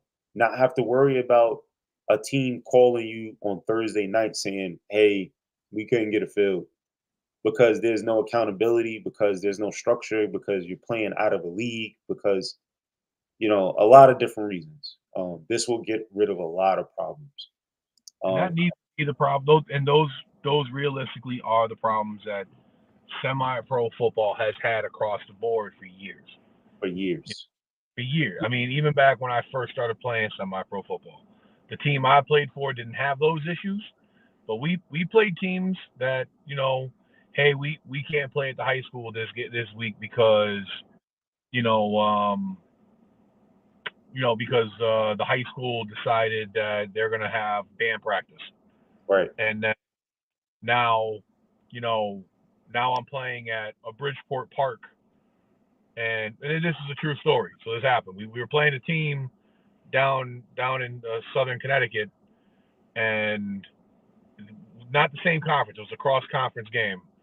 They didn't get their field for whatever reason. I don't know if it was a band thing or if it was a high school didn't allow them to play that day, even though they were locked in. We had to play in Bridgeport, at some park in Bridgeport. I don't know. I can't remember the name of it, but they had a very weird outline of a football field, no goalposts. The goalposts literally were garbage cans, and so were the pylons. And I'm not even making this up. I made a tackle and I came up and I had a needle in my arm. Oh. And I had to leave the game. Oh. So, like, that should not happen. But that was that was my second year playing, and it pissed the coach off, my coach and the owner of the Giants, to the point where he just lost one of his players because I have to go down to the hospital to see if I just got infected with something. So, but like you said, like, obviously that was 2002. It's now 2020, whatever year it is, 3, and but the problems still persist. The problems are still there. Still there. That's a 21-year gap, and these problems still are happening. True. So yeah, you're right. Like this is something that the owners, the commissioner, players themselves, like everybody should want a format like this because, like I said before, the NFL has proven this works. Yep. And you said before, like teams coming in, we need to sign something, collective bargaining agreement. Not just the teams, but the league is agreeing to provide certain resources and services. The teams are agreeing to be a part of something, and the players are agreeing to be a part of something, for a specific amount of time. And there should be some consequence to breaking your contract, If you sign this contract, you have to pay your dues. And if you don't agree to this, you lose your money. You know what I'm saying? You lose your jersey, you lose all types of things. All right, so last thing before we leave this, we are way over already. But I definitely want to talk about this is that I feel like the whole national championship conversation would totally take a different tone if the leagues were ran this way. And it would go to say that I think in this format, the league champion would be way more valuable than a national championship. Because if you win in this league, you probably gonna win any national championship, or you'll be damn good. You'll be up in that conversation of winning any national championship anywhere. And I think the playoffs would have so much more weight to them than we have right now. And I call it scary times because I remember back in high school, you only got 4 years, and in those 4 years, you need to get a championship. So when them playoffs came around, it was scary. It was like, we lose this game, man. Like all that hard work, the whole year just goes to waste. We gotta wait a whole nother year to get a shot. I'm running out of time. I think Yeah. like, you I would get don't know what that's like. My team was 3-7 every year. sorry. Right. My team is pretty competitive. We won a state championship. But I definitely understand what you're saying. I 100%. I mean, I have buddies of mine that went to Bloomfield High, and they were competitive every year, and they were on the same page as you. You know, so I get that, and I think you're right. Like if you win the quote unquote say like Super Bowl of this conference, you know, I think this league, you win the Super Bowl of this league, and then you go on to a college format of the Natty Championship. Like, yeah, there's no, like, you should be the team to beat, not the team that's going to lose it. Yeah, you definitely are. You definitely would be the team to beat. I mean, another thing too is like with this system, you could get rid of spring football because technically you would be playing spring football. This league would have to start really early. Yeah, This league would likely start in May and end in October. So I mean, you're gonna all your merge. games in. I mean, I'm not trying to cut you off. Like, if you had something like this where it's a 16 game format, you literally could merge spring and summer leagues. Yep. You know, and then that would take away guys, and some of these guys might get upset at this, and this might be the deciding factor if they join the league, would be, okay, you can't double dip. You know, because now the team that you just were playing on in the summer is now also, you know, in this league with your team that you played for in the spring. Yeah, well, I mean, we did talk about that, right? Like the Mount Vernon Bangers share a lot of players with the Seminoles. Um, the Patriots share a lot of players with the Seminoles. You know, the Dolphins share a lot of players with the Patriots, and like you get a lot of teams that are sharing players here. I'm Yeah, pretty sure that's happening in the Philadelphia teams and the Delaware teams and the Jersey teams. I'm pretty sure they're sharing a lot of players. So you would have to pick a team. You're not going to be able to show up to both games. right. And now you got to think about it too. Now, I mean, it's cool, but like some of these guys, like you were just saying, they're playing 6 games in the spring and 10 games in the summer, and then playoffs. So you're already playing a 16 game season. Yeah. So what was the difference of picking a team and just going, all right, I'm gonna rock with this team, I'm gonna stay with this team, and I'm gonna do what I can do on this team. And you can't complain about like, well, that's too many games. You're already playing the same amount of games. You already are, you know. All right. Yeah. I think that the Super Bowl for this league would be more important than the Harvest Bowl, in my opinion. I think more people would show up to this game. I think more people would tune in to watch this. I think this would be more marketable. And I think it would probably be a better football game because the stakes would be so much higher. Like the teams probably saw each other during the season because they had that out of conference game, you know? Yep. And there might be some rivalry there because these teams are all coming from leagues that rivaled each other. You know, it'd be crazy if one day the Patriots made the Super Bowl and the Falcons made the Super Bowl and you track the rivalry all the way back to the IFA. You know, it'd be crazy if the Seminoles made it and the Central Penn Hitmen made it and you find out that Dave Legree has been trying to beat the Seminoles for 15 years. You know what I'm saying? That's not realistic, but like those are kind of the underlying stories that could come out of this. It would be really crazy, I think. But yeah, I think the Super Bowl would be bigger than the Harvest Bowl. I don't know. If they market it the right way, yeah. I think if it's marketed the right way, you know, and think about it, like, you know, think about this even from another aspect, right? How many semi-pro podcasts and social media things do we have right now from multiple leagues? Yeah, there's a ton of them. There's 10 of them. So now all of us in our respective way could all be like NBC, Fox, all that stuff, and just focus. That would also focus on that one thing right there, and you can make it huge. Yeah. You talk about that. You talk about NBC and the podcast and stuff. A lot of people are saying that spring leagues are trash.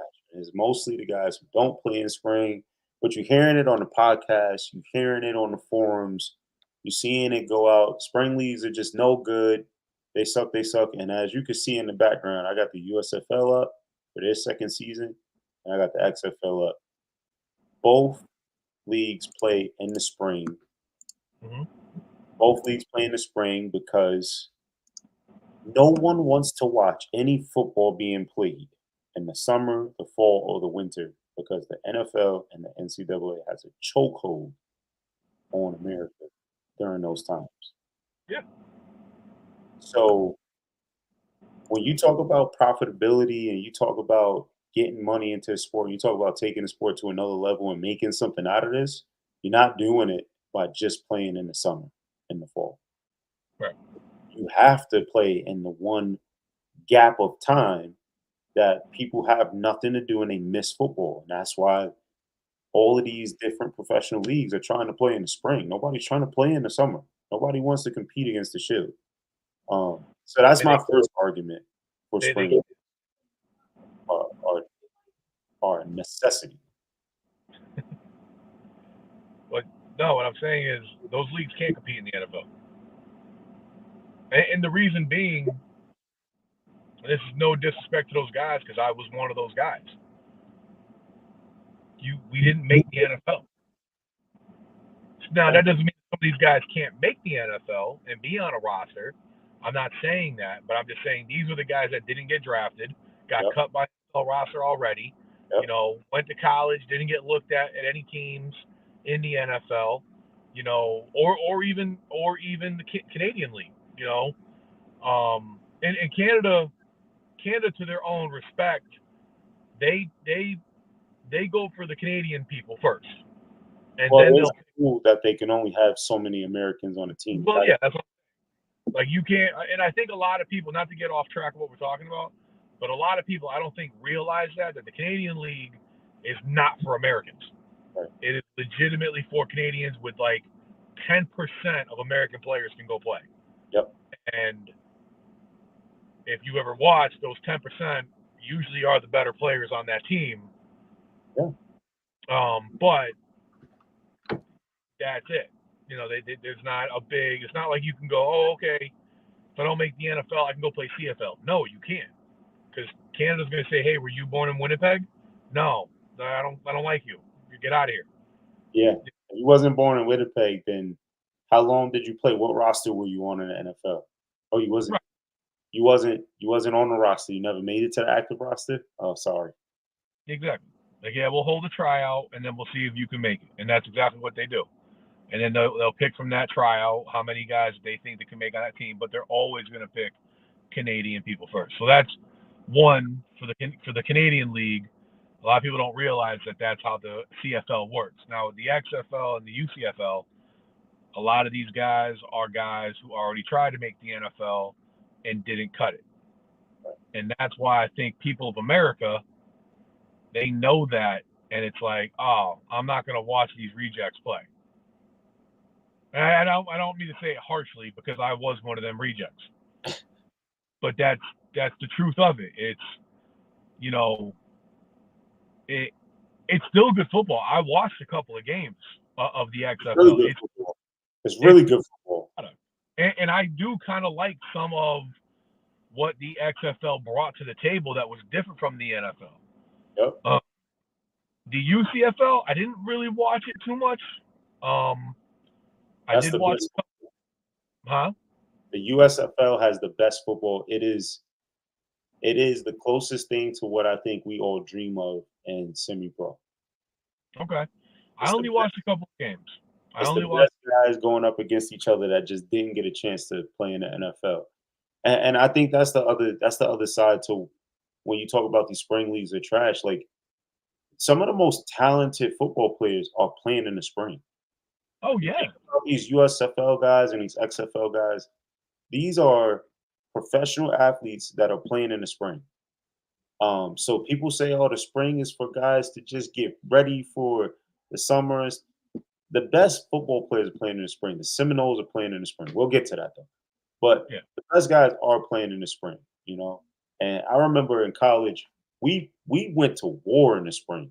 The spring was the hardest practices of the year, aside from the first week of summer camp.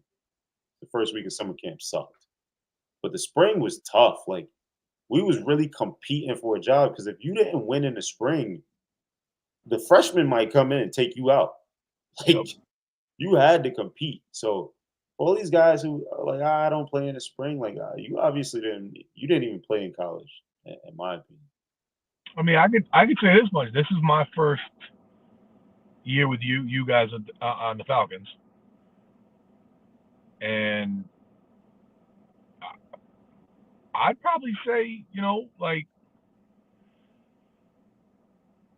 I personally feel out of the games that we've played, especially the last two games that we played, they were probably the more competitive games I've played in than any of the games I played with the Vipers, and that includes the Hitmen. Don't get me wrong, we had good battles with the Hitmen, and we had good battles with the Flyers, but, and me and you've had this conversation, I'm sure I'm going to get shit for this, but there were many times where I told you, like, how are we losing this game? Like, and it wasn't a talent thing, because those guys were still good. It was just the flow of our game and the way I felt in that game was, like, this isn't, like, why are we losing? So,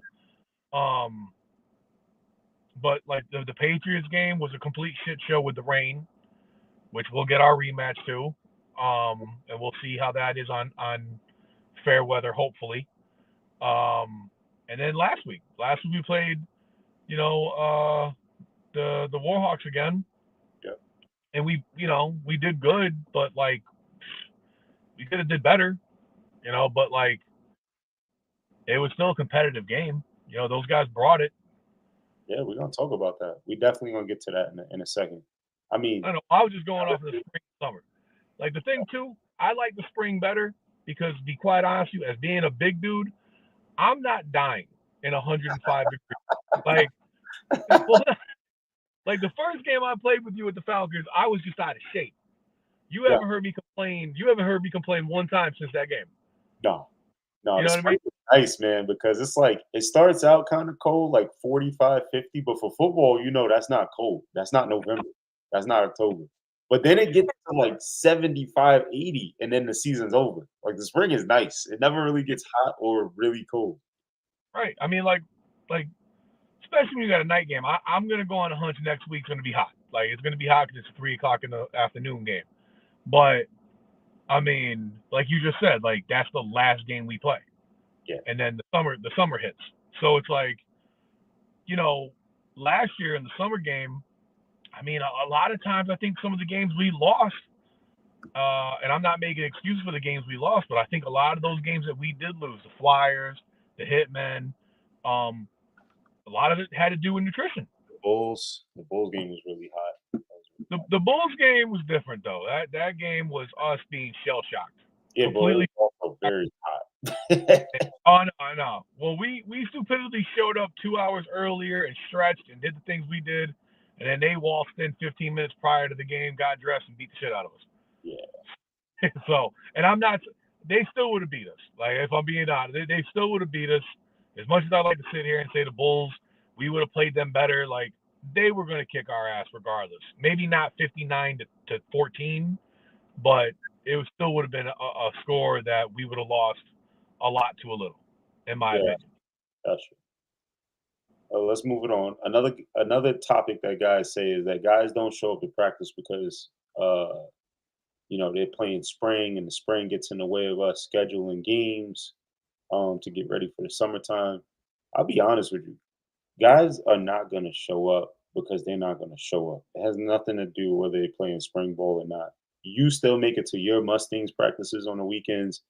I still make it to my militia practices during the week. I still go to my team's practices for the Falcons and for the militias, and I'm playing in the spring. That's because I'm built differently, just like you're built differently. The spring doesn't get in the way of the summer at all. It's the players. Those guys are just the kind of guys that are not going to show up. If there was no spring season, they wouldn't show up because they were partying the day before, or because it's too hot, or because it's too cold, or because any excuse they can find. They're just not going to go to practice. That's just how they are. Yeah. I think that's more of an issue within the team and the players than it is with there being a spring league or not. And I know you agree with that. I could say this completely wholeheartedly. That has been the biggest difference for me in semi-pro football and minor league football from years past to today. The teams I played on prior, like back in the day when I was much younger, you couldn't miss a practice. And if you did miss a practice, the coach would tell you you are not playing. 100%. And you literally were not. He would tell you, don't come to the game this week because you ain't getting on that fucking field. You weren't at practice. And here's the other thing. The Connecticut Giants, we had practices 3 days a week. We had practices Monday, Wednesday, Fridays, games on Saturdays. So I lived in fucking Hartford driving to Stamford Monday, Wednesday, Friday, Saturday. Yeah. In that time. Like we were completely built different than a lot of semi-pro football teams. Yeah. And that's why we won so much. You know, like a lot of guys today, they're like, oh man, Mike, I want to win you a championship. It's like, dude, I've won 5 already. But, you know, I also took a 12-year leave of playing football due to injuries. And, you know, I was trying to make it professionally. And when it didn't happen, it was like, well, career's done. And I just happened to get back into it a couple of years ago. Yeah. Having fun. So, yeah, I want to go out with another championship. But, like, I've gotten my 5 with the Connecticut Giants. And they were fun, you know. So it's, you know, it's good. It's good. But, like, we were built differently. Like, when I started on the Bulls and we only had, you know, practice Wednesdays and I think it was Wednesdays and Fridays and then games on Saturdays. But the Fridays was walkthroughs, you know, and a lot of guys didn't show up. You know, there were times on the Bulls, this isn't to pick on the guys in the Bulls because Lester and Wade were doing their best, but there'd be times we get to practice and 5 guys be at practice. Yeah. You know, and then, you know, I'm like, what the fuck is this? What are we going to do? You know, and then with the Vipers, you know, we had really good showings, but it was never the starters. You know? Yeah. I mean, you had your guys that were always going to be there because they were team players and they wanted to get better. And that's another reason why semi-pro sometimes doesn't understand why that doesn't work is because you'll get guys that aren't the starters that are showing up, going to practice, busting their ass. Then game day comes, the starters waltz in, coaches send them out there, and the other guys are like, yo, I've been to practice all damn week. Yep. And then there's that. So that's the difference for me with semi-pro football is when I was younger and I was on that, it was run professionally like a college, high school, NFL squad. Yep. You know, if you were late, you had a consequence. Unless it was a dire emergency or if the whole team was late because 95 was packed up. Because that happened a couple of times too, where just dudes were like, yo, I'm late because there's a car accident on 95 and we all know how that goes. Yeah, can't do nothing about that. You know, so, but yeah, no, you're right. You know, you'll go to practice and there'll be 5 guys there, 6 guys there, 10 guys there. And then there'll be guys. The other thing that gets me bothered with semi-pro football is there'll be the same dudes that will bitch about practice. Yo, guys got to start coming to practice. Be the same guys that don't come to practice. The fakers. You know, we had a lot of fakers, man. I was called Oberg. He runs the militia, and he asked straight up the other day at practice. We had about 15, 16 guys at practice, but he was like, this is just totally different than what I'm used to. And he was telling a story about how one time his son didn't come to practice. And he benched his own son, the starting quarterback. He benched his son for 2 quarters for not coming to practice. So football has definitely changed. The last thing that I'm going to talk about the spring leagues of trash before we get into the weekend recap and get out of here is just the names. I'm just gonna put out some names of all the teams playing in the spring this year.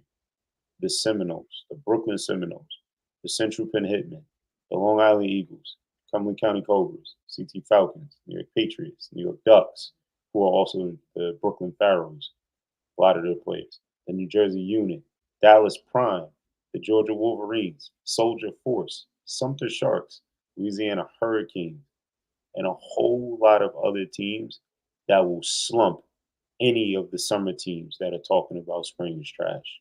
They're better organizations. They play on better fields. They're just better at playing football. The Dallas Prime plays in AT&T Stadium. Uh, the, the Georgia Wolverines play on a college campus. Sumter Sharks have won national championships. The Louisiana Hurricanes are one of the best teams in the country. Like these are all teams that play in the spring and then also play in the summer. So let's put that conversation to rest that spring leagues are trash. Like if you think the spring league is so trash, come join the team and see how easy it is. Yeah. That's just nice. So all right, let's move on. Let's get on out of here. The last thing that we're going to talk about, we're going to run through a little weekend recap. We're going to get over to some other topics as well real quick. But, yo, we won. A lot of people said we couldn't win this game, Mike. A lot of people said that the Warhawks was going to upset us and that the Falcons wasn't the real deal. We won 10-0, like you said. We played on that pavilion that we talked about last week when we was talking about the fields, that tier 2, tier 3 level field at a complex. It was a lot better than people had said it was. You know, there was bathrooms, there was a place to sit for both the fans and for the players. The field was beautiful. The only thing that I would say is being that high up off the ground, you got to play at certain times because if you're playing during the sunset, you're going to get a crazy glare because the sun is going to be right at eye level.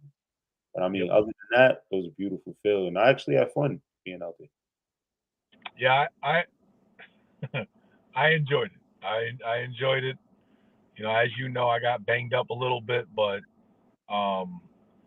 it was a good game. It was a good, hard fought game. You know, I mean, I still feel it was one of those games where I still was walking away going, how come we don't have more points? But you know, that's just execution on our part that we just got to get better at. But you know, we did our job. We won 10-0, and no, the field was nice. I liked the field except for that little area where there was pipe sticking out. You could kind of see it in the corner. Yeah. But other than that, I mean, and if you landed on it, I don't think you were going to get really hurt. I think just the pipe, where they settled the concrete, it probably just bubbled over. Yeah. And, you know, it was there. But yeah, I was shocked there was places for people to sit. I was shocked the bathrooms were nice. You know, there was a locker room. Like all that was there. All the amenities were there for everybody. They had a coach's room for the coaches to go to separately and conversate. Like it was nice. Yeah. It's still not my go-to field, you know, if I was thinking about a big game. But it definitely was a nice field. I said the Warhawks should make it their home field. Yeah, but you are right. At a certain time frame, it gets bad to play on. Yeah, I give a lot of credit to the Warhawks for coming out again. They had, in my opinion, a better team at that game than they had the first time in Connecticut. They did. I agree with you on that. We also played very angry, and we had some time off to kind of heal up, and we was a little fresh. But we did come off that game right after the Patriots, so I was worried about it because we was banged up in certain places on the team, especially defensively. We were banged up pretty bad. But we came out, we handled business, and we proved that we're a top team. The Seminoles absolutely murdered the Harvard. This was number 1 versus number 2, and the Seminoles. If this was 1 versus 2, the Noles just showed that 1 is very far from 2. Yeah, the herd let me down. Ooh-wee. Like I picked the herd last week to kind of piss off the Seminoles. Looked like it worked. It definitely worked. You definitely pissed them off, but you wasn't the only person.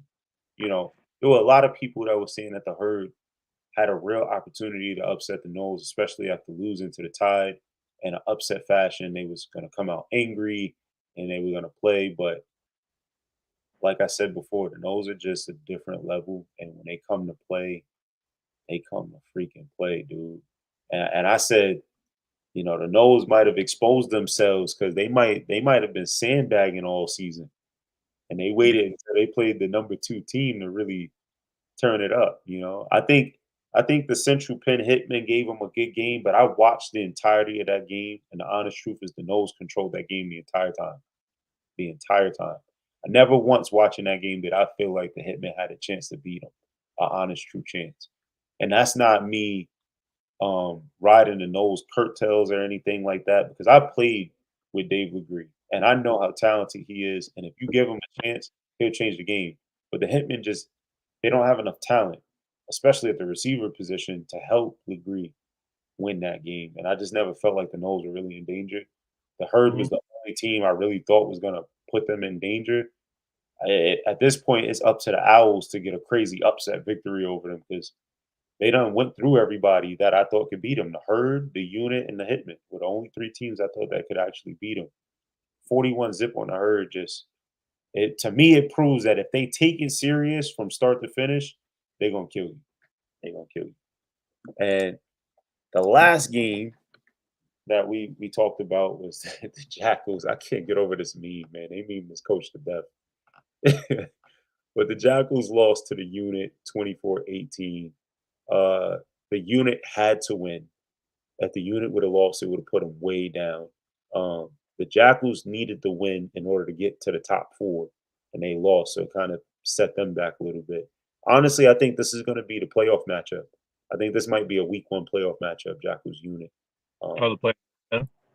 It's coming soon, but looking at where these two teams are sitting, I think they're going to get matched up with each other week one, and they're relatively close to each other, and their rivalry goes back to the NEAFL days when they played each other there. This is always going to be a good game, a one-score victory. Ain't much else to say, but the Unit handled business. Yeah. I can't. You know me. I went off of you on that last one. It's cool. It's cool. So look, let's talk really quickly about the upcoming games. Let's do quick, like 10 minutes predictions. We'll be quick about it. Let's do it like lightning round style. So let's go ECFL first.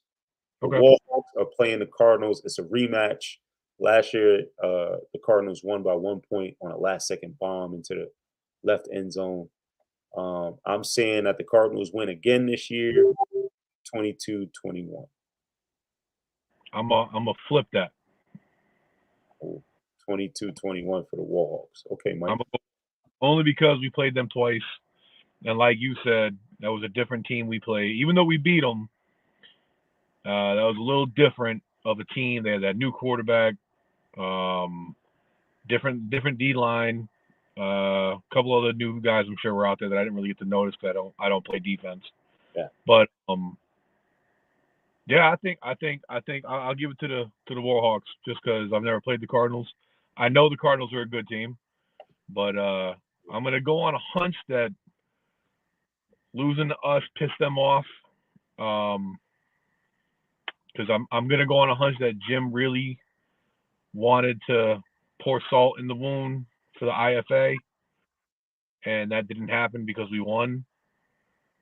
So they might feel like they let them down a little bit, and now they have to do the whole thing and win the whole thing.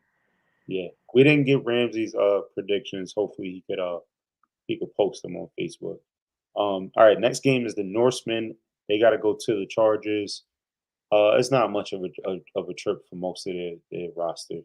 Most of those guys are in the Mass area anyway. I got 14-12 Chargers winning. The Norsemen said they still don't have their offense back, so it's gonna be tough. All right, I'll say 12-0 Chargers. Ooh, 12-0. That's crazy. Yeah. Okay. Cool with it. Cool with it.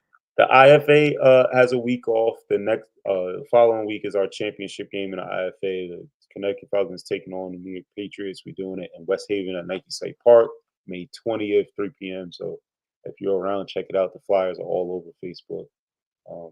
Just search CT Falcons or New York Patriots. The NEAFL, Northeast Atlantic Football League. You got the Militia. They have to go to the Cobras. So the New Jersey Militia have to go to the Cumberland County Cobras. I'm seeing the Cumberland County Cobras are winning 42-6 over the Militia. They've been smoking every team they play. The Militia have gotten better over the last 3 weeks, so I think they might score, and they might keep the Cobras from putting 50 on the board. But that's about the best they can do. I'll go. I'll go Cobras. I'll say it's. I'll go 20. I'll go 22 to nothing. Okay, I'm gonna go 2 shutups. let's see that. The next game is the Delaware Fire. They have to go to the Philadelphia Kings. The Kings are 7-1, I think, or 6-1. Really good football team. They're not as high scoring as the Cobras. And the Fire, again, like the Militia, they won a couple games. They kind of getting in rhythm. I think they won one game and they tied a game. So I say 36-6. I'm agree with you on that one, just because I don't know either one on that one that well. I don't. I'm only 3 weeks into learning these teams. All right, so moving to the TFL. And as a matter of fact, since you say that, let's put it up on the screen while we go through this. Let's go through the rankings. It still says week 5 and 6, but it's week 7's rankings. So now we're in the TFL. First game is the Bengals have to go to the Green Wave. They're in each other's backyard. This isn't much of a trip for the Bengals at all. I got the Bengals upsetting the Green Wave in this game, 24-18. And the reason I got it that way is because the Green Wave lost their best player to a professional league. Shout out to Sadiq, playing cornerback. He's now playing arena football with the Predators. And the Green Wave losing their best player is tough. They also had a week off this week, so they might be fresh, but at the same time, I think you need to play. You need to stay in rhythm. The Bengals are playing, they're in rhythm. They're getting better. They just put up, I think, 40 something points this last week. They put up a lot of points this last week. Yeah, they're gonna take it. All right, I'm gonna go. I'm gonna go the opposite. I'm gonna say 18-12 Wave, just because they're gonna have to just, they're gonna have to do their thing without the guy. Yeah. So now we got a non-league opponent is supposed to be traveling into Brooklyn to play the Bengals. I don't know who the non-league opponent is. I don't know what league they're from. I don't know anything. So the Bengals haven't won a game, and I don't think they win this weekend either. So I'm just saying the Bengals lose. Yeah. I'll just join you on that one because depending on who that is, I don't really know. But if they're 0 and whatever, then the Bengals are number 30. They're 1-5, but that one win is a forfeit given to them by the New York Dolphins. So they haven't won a game on the field. They haven't won a game in 2 years. Their last win was against the Connecticut Falcons 2 years ago when the Connecticut Falcons was in the TFL in the playoffs. That was their last win. They haven't won in a very long time on the field. All right, I'm gonna change it. I'm gonna say the Bengals get their first win in 2 years. Oh, I don't think so, but okay. But it may play some cupcake team that's worse than them. I don't think there's a cupcake team much worse than them, honestly. But okay, the Ducks have to go to the Eagles in Long Island. This is the game of the week in the TFL. I think the Ducks are hot. They didn't play very well a few weeks ago and lost to the Green Wave. They didn't play very well a few weeks ago and lost to the Empire State Wolfpack, which was a shocker when they were having a pretty good season. I think they're really hot right now. I think it's a good game, but the Eagles pull it out because they're the Eagles. 24-20 Eagles. I'll go 31-18 Eagles. That's actually a good score. I think you might have a better score than me. I'm not sure. The Ducks have a really talented wide receiver core, really talented DBs. Like I said, they're part Brooklyn Pharaohs. Yep. But they just don't have the complete package. Like they don't have the quarterback. They don't have the greatest linemen, even though they have some really talented linemen. They don't have the Mhm. greatest line core as a whole, and the Eagles have it all. So we'll see. All right. Last but not least, we're going to the Den, and we got 5 games. All right. First game, the Wilmington Wolfpack are traveling to Atlantic City. The Kings are the worst team in the Den. They haven't gotten a win yet. 31 on my list. I got it Wolfpack 20-6 beating the Kings. I'm gonna go another. I'll go 18-0. Wolfpack. 18 nothing Wolfpack. All right, bet. The Hitmen, Central Penn Hitmen, have to go to Jackson, New Jersey, and play the Garden State Herd. This is a great game. I think the Herd taking 2 losses back to back, getting embarrassed by the Noles. They hot. I think they hot. I think they're a competitive team, and they're not going to fold under this pressure. I don't know if they injured. I don't know what's going on. I'm not getting any word that they suffering from injuries. I think they just lost 2 games with bad play. I think they come out hot. The Hitmen are a good team, but not quite the most talented team all around. I'm saying 24-22 hit and a thriller. In a what? And a thriller. Things will be a thrilling game. It's gonna come down to what all ass. That one I'm just gonna piggyback off you because I don't really know either team. But I picked the Herd last week and But you they know. let me. So I'm just gonna say what you said. Honest to God truth, I think it's gonna come down to the last touchdown, and it's gonna come down to a 2-point conversion. I just think that Dave Legree's experience as an NFL quarterback is really going to come out in this game. I Mhm. think he's going to will his team to a victory. Right now, the Hitmen are 5th overall. They're 5-1. The only reason that they're 5th is because the Falcons are having a hell of a season. The Eagles haven't lost in a long time. The Noles are the Noles, and the Cobras truly are that good, and they haven't lost. But the Hitmen's only loss is to the Noles. Like let's remind people how good this team actually is. I know I keep saying that they're not the most talented, but they're a very good football team. Really, really good football team. And I think they're gonna protect that. I even think that they feel slightly slighted, that they're not number 2 overall, number 3 overall. So I think they come out and they hold it down. All right. The Jackals have to go to Brooklyn and play the Noles in the swamp. That's what I call it. I'm saying the Noles beat them 30-6. I think they come out, they put up points quick, and then they slow it down and just take care of business. The Jackals also suffered that loss to the unit, so not sure, um, not sure how they're gonna fare after that. Remember, the Jackals is the team that I said was the Jaguars last year that started out 0-4 and then proceeded to win every game after that, including the championship. They were on a run where they had won 3 straight and then they lost to the unit. So I think that might be it for them. Yeah, I'm saying 30-6 to the Noles. What was the score last week for the Seminoles? 41. 41. All right, I'm gonna say they're gonna repeat 41. Cool. I'll say 41-12. 112. No. Okay. All right. The Tide have to go to the Owls. So Delaware is traveling into that weird Camden, like Jersey, Philly area. Not too much of a trip for them. The Owls are really good, but the Tide is on a roll. The Tide upset the Herd.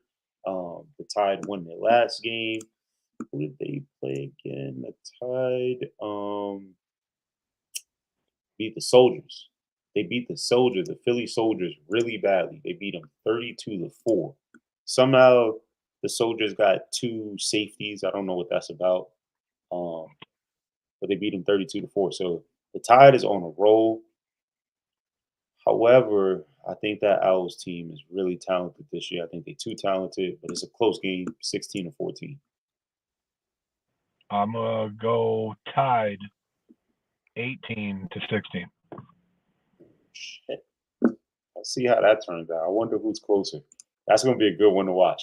All right, the last team that we're going through, Unit have to go to the Philadelphia Soldiers. Unit is in rhythm. They on a roll. I think they figured it out at quarterback. Um, I think they're starting to understand that they have to just, as much as they want to open it up and do new things, they got to go back to what works for them. I think they do that, especially against the Soldiers, who are number 21 overall with 1 win, 5 losses. The Unit need this win really bad. I think it's 28-12 Unit. All right. I'll go, I'll say 31-12 Unit. 112. All right, and that wraps up the predictions.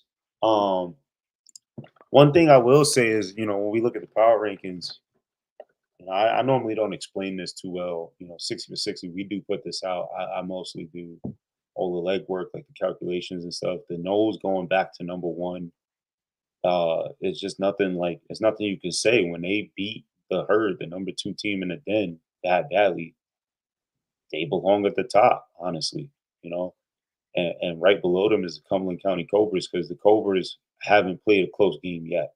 They have literally obliterated every team that they've played. The Eagles dropped to number 3 just because the Cobras absolutely destroyed their last opponent, and the Eagles kind of struggled against the Empire State Wolfpack. So I dropped them down, and it hurts me.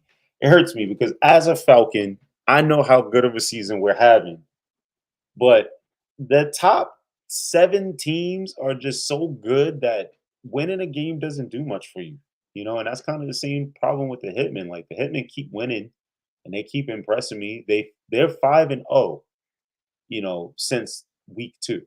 They haven't lost since week 2, but they haven't moved either. They've been stuck at 5, just like we've been stuck at 4. And then the Philadelphia Kings are 7-1. They have only lost 1 game to the Cobras. They got beat the hell up by the Cobras, but that's their only loss. So it's just tough. Like, to be in the top 5 teams, you got to be a hell of a team to be up there, And we never really talk too much about the rankings or even what it takes. So I just kind of want to spend like a few minutes just talking about the rankings, Mike. Like, does anything stand out to you, especially like the movements? It's nice to put the movement on the side to show in green a team moving up and in red a team moving down. No, I appreciate you doing that because, like, as you know, I'm just getting acclimated to these teams. Right. So for me, it's more of a reference point that I can go through. And I promise you guys, by next time we'll go around, I'll have a better understanding of all of you. But no, I think you do a fantastic job of it, and it's kind of lays out the groundwork so that I can understand exactly, me and other people can understand where these teams are. It's tough, man. It's really tough to rank all these teams against each other, and I've gone with the format of ranking these teams as if they were in a 32-team league. Yeah. Like, if all these teams in the same league against each other, where would they stack up against each other? And I'm sure you get a ton of shit every time you put one of these up. I absolutely do. And here's the thing: people don't understand. There's a difference between power rankings and standings. And a standing, there is usually 1 or 2 categories that mean everything, and everything else means nothing. So, like, in a standing, it would be your overall record. And believe it or not, if it was overall record, the Falcons and the Philadelphia Kings would be number 1 and number 2. It's not a standing. It's not about your overall record. It's a power ranking. So it's like, how powerful is how good at winning are these teams? That's really what it's about. And it takes a lot to do a power ranking, like the strength of the league, the strength of the schedule, how active a team is. So, how often do they play? How often do they finish games? Did they have a preseason? All of these things come into place, and it's tough to put it all together. But, like, one of the things that shocked me this week was I really had to give respect where respect is due. The New England Black Panthers, first year team, they're 4-0 in the ECFL. They haven't lost a game. Mhm. And their last game, they put up 60 points. Granted, it was on the Lightning, the worst team on this list. If they went against the Noles, it'd probably be 130-0, and it'd be like a meme game. But It'd be like that Texas team. yeah, it'd be like that Texas game. but like you got to respect them. You know, they're 4-0, they haven't lost, and I got to put them up there. I put them ahead of the Cardinals because listen, they're more active. They played more than the Cardinals, and they played more consecutive games than the Cardinals. The Cardinals had like their first game, and then they went like 3 weeks without playing, and then they had another game, and they went 2 weeks without playing, and had another game, and we haven't seen them in 2 weeks. So we'll see the Cardinals go against the Warhawks this week. That's a big one because that's number 16 versus number 17. You know, the Bengals got a real chance. Like if the Bengals win this game against the Green Wave, that changes everything because the Wave dropped because they're 4-1, but they didn't play anybody this weekend. Um, and I really feel like the Owls and the Tide and the Patriots and even the Panthers can all play with the Green Wave, you know? So Hmm. just off of activity, there's something to be said for momentum. All of those teams have won consecutive games. So the Patriots only lost to the Falcons, which is a really good team. So their loss didn't hurt them as bad. And then they won in a playoff game. So the playoff game had a lot of weight to it. The fact that they played a playoff game and won, even if it was against the Crusaders, it puts them ahead of the Green Wave. So it's kind of hard sometimes to get all this information out just by typing it. Sometimes I like to walk through it. My thing is on the other side, like the top 17 teams, the top half are really good teams. But when you look at the other side, the bottom 18 teams or bottom 17 teams, that's where it gets really crazy because there's some teams over there that probably don't belong over there, and the Jackals is one of them. But if you look at the top 17, there's just so much going on. Like the Jackals lost to the unit and the unit of 12. Like, are the Jackals better than the herd? Probably not.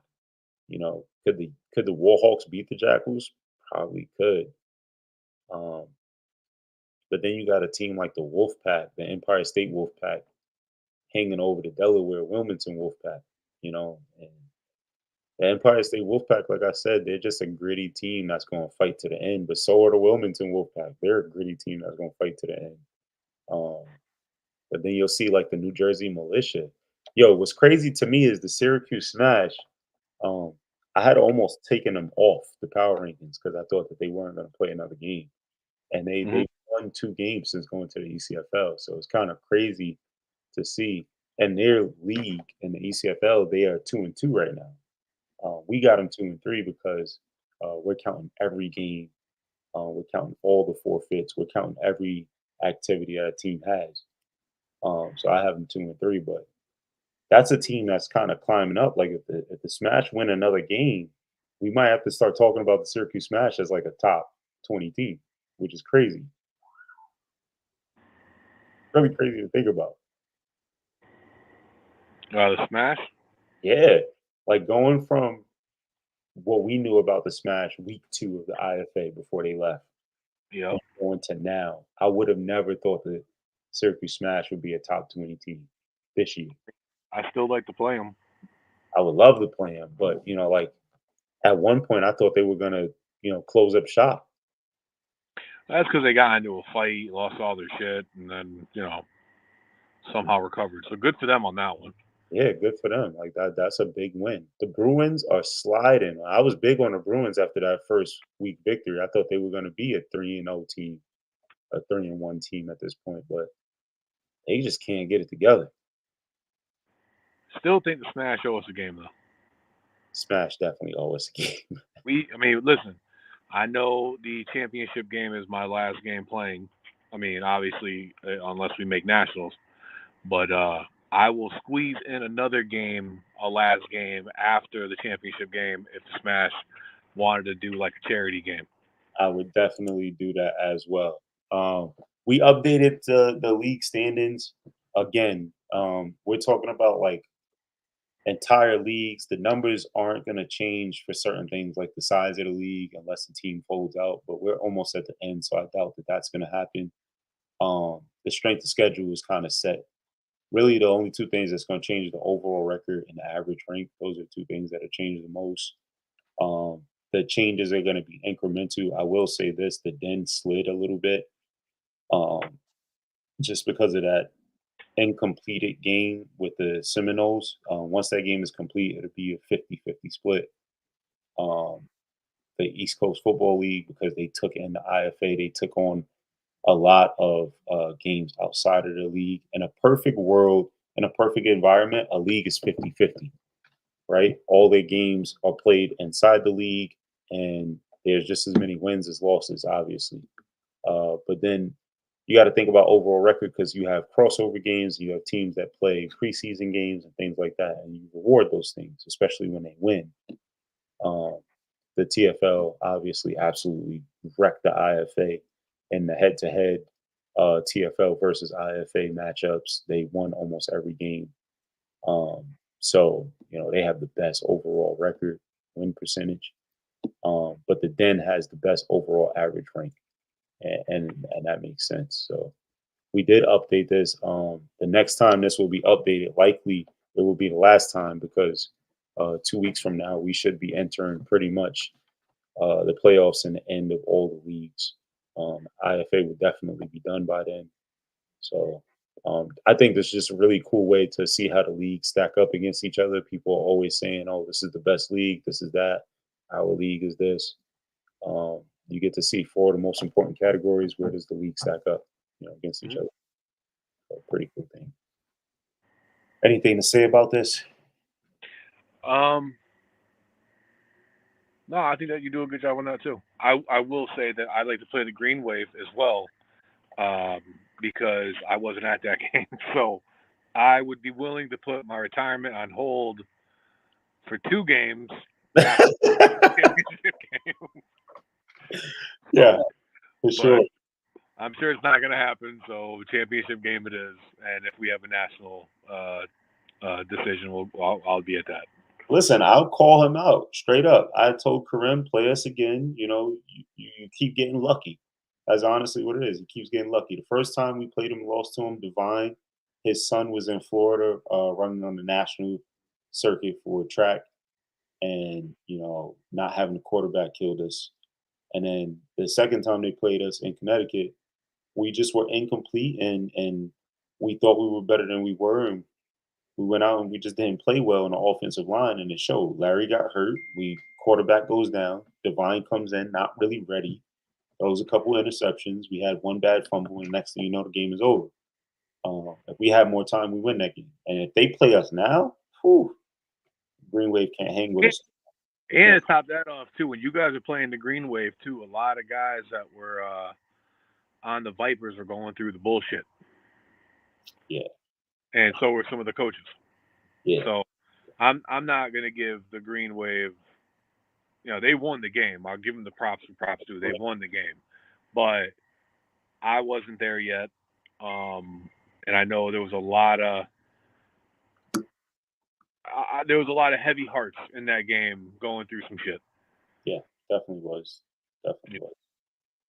I will say this: the perfect score, because I scored the leagues. The perfect score is a 1, and the maximum score is a 4.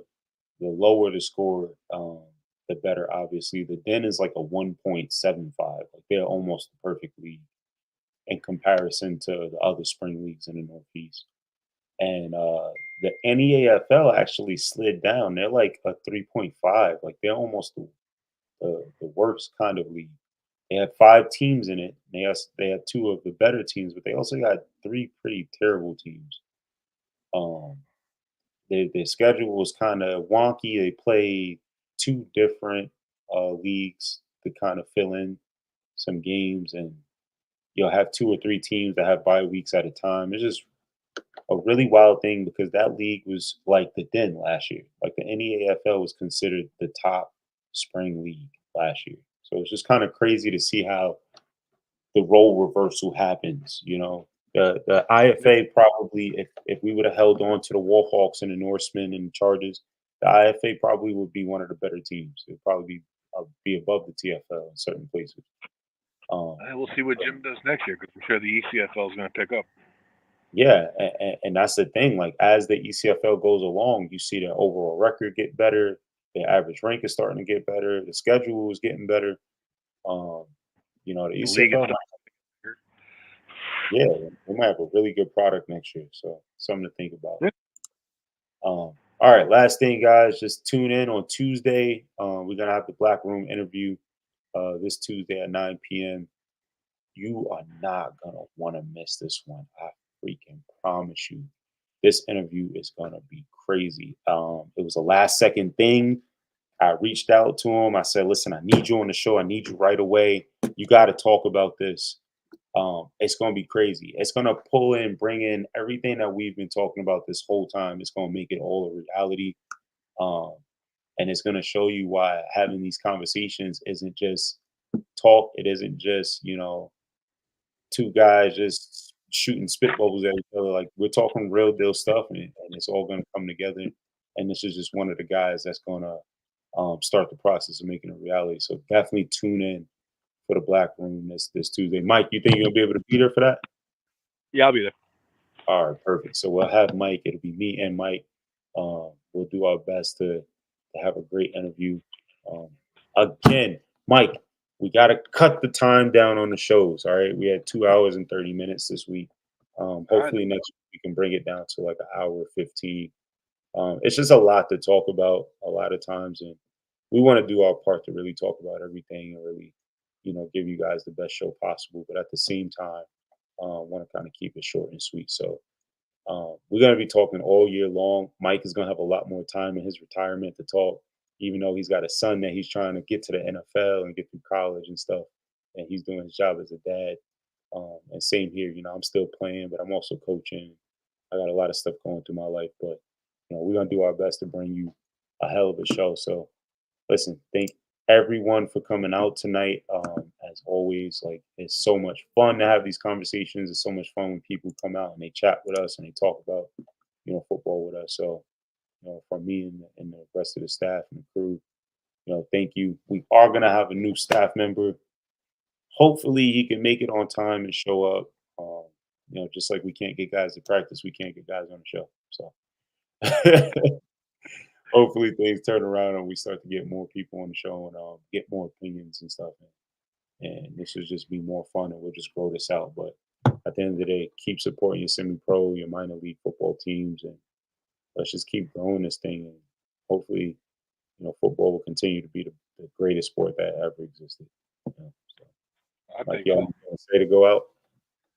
No, I appreciate you guys tuning in, making comments, and all that stuff. It just keeps the show going, and we'll do our best to keep bringing you content.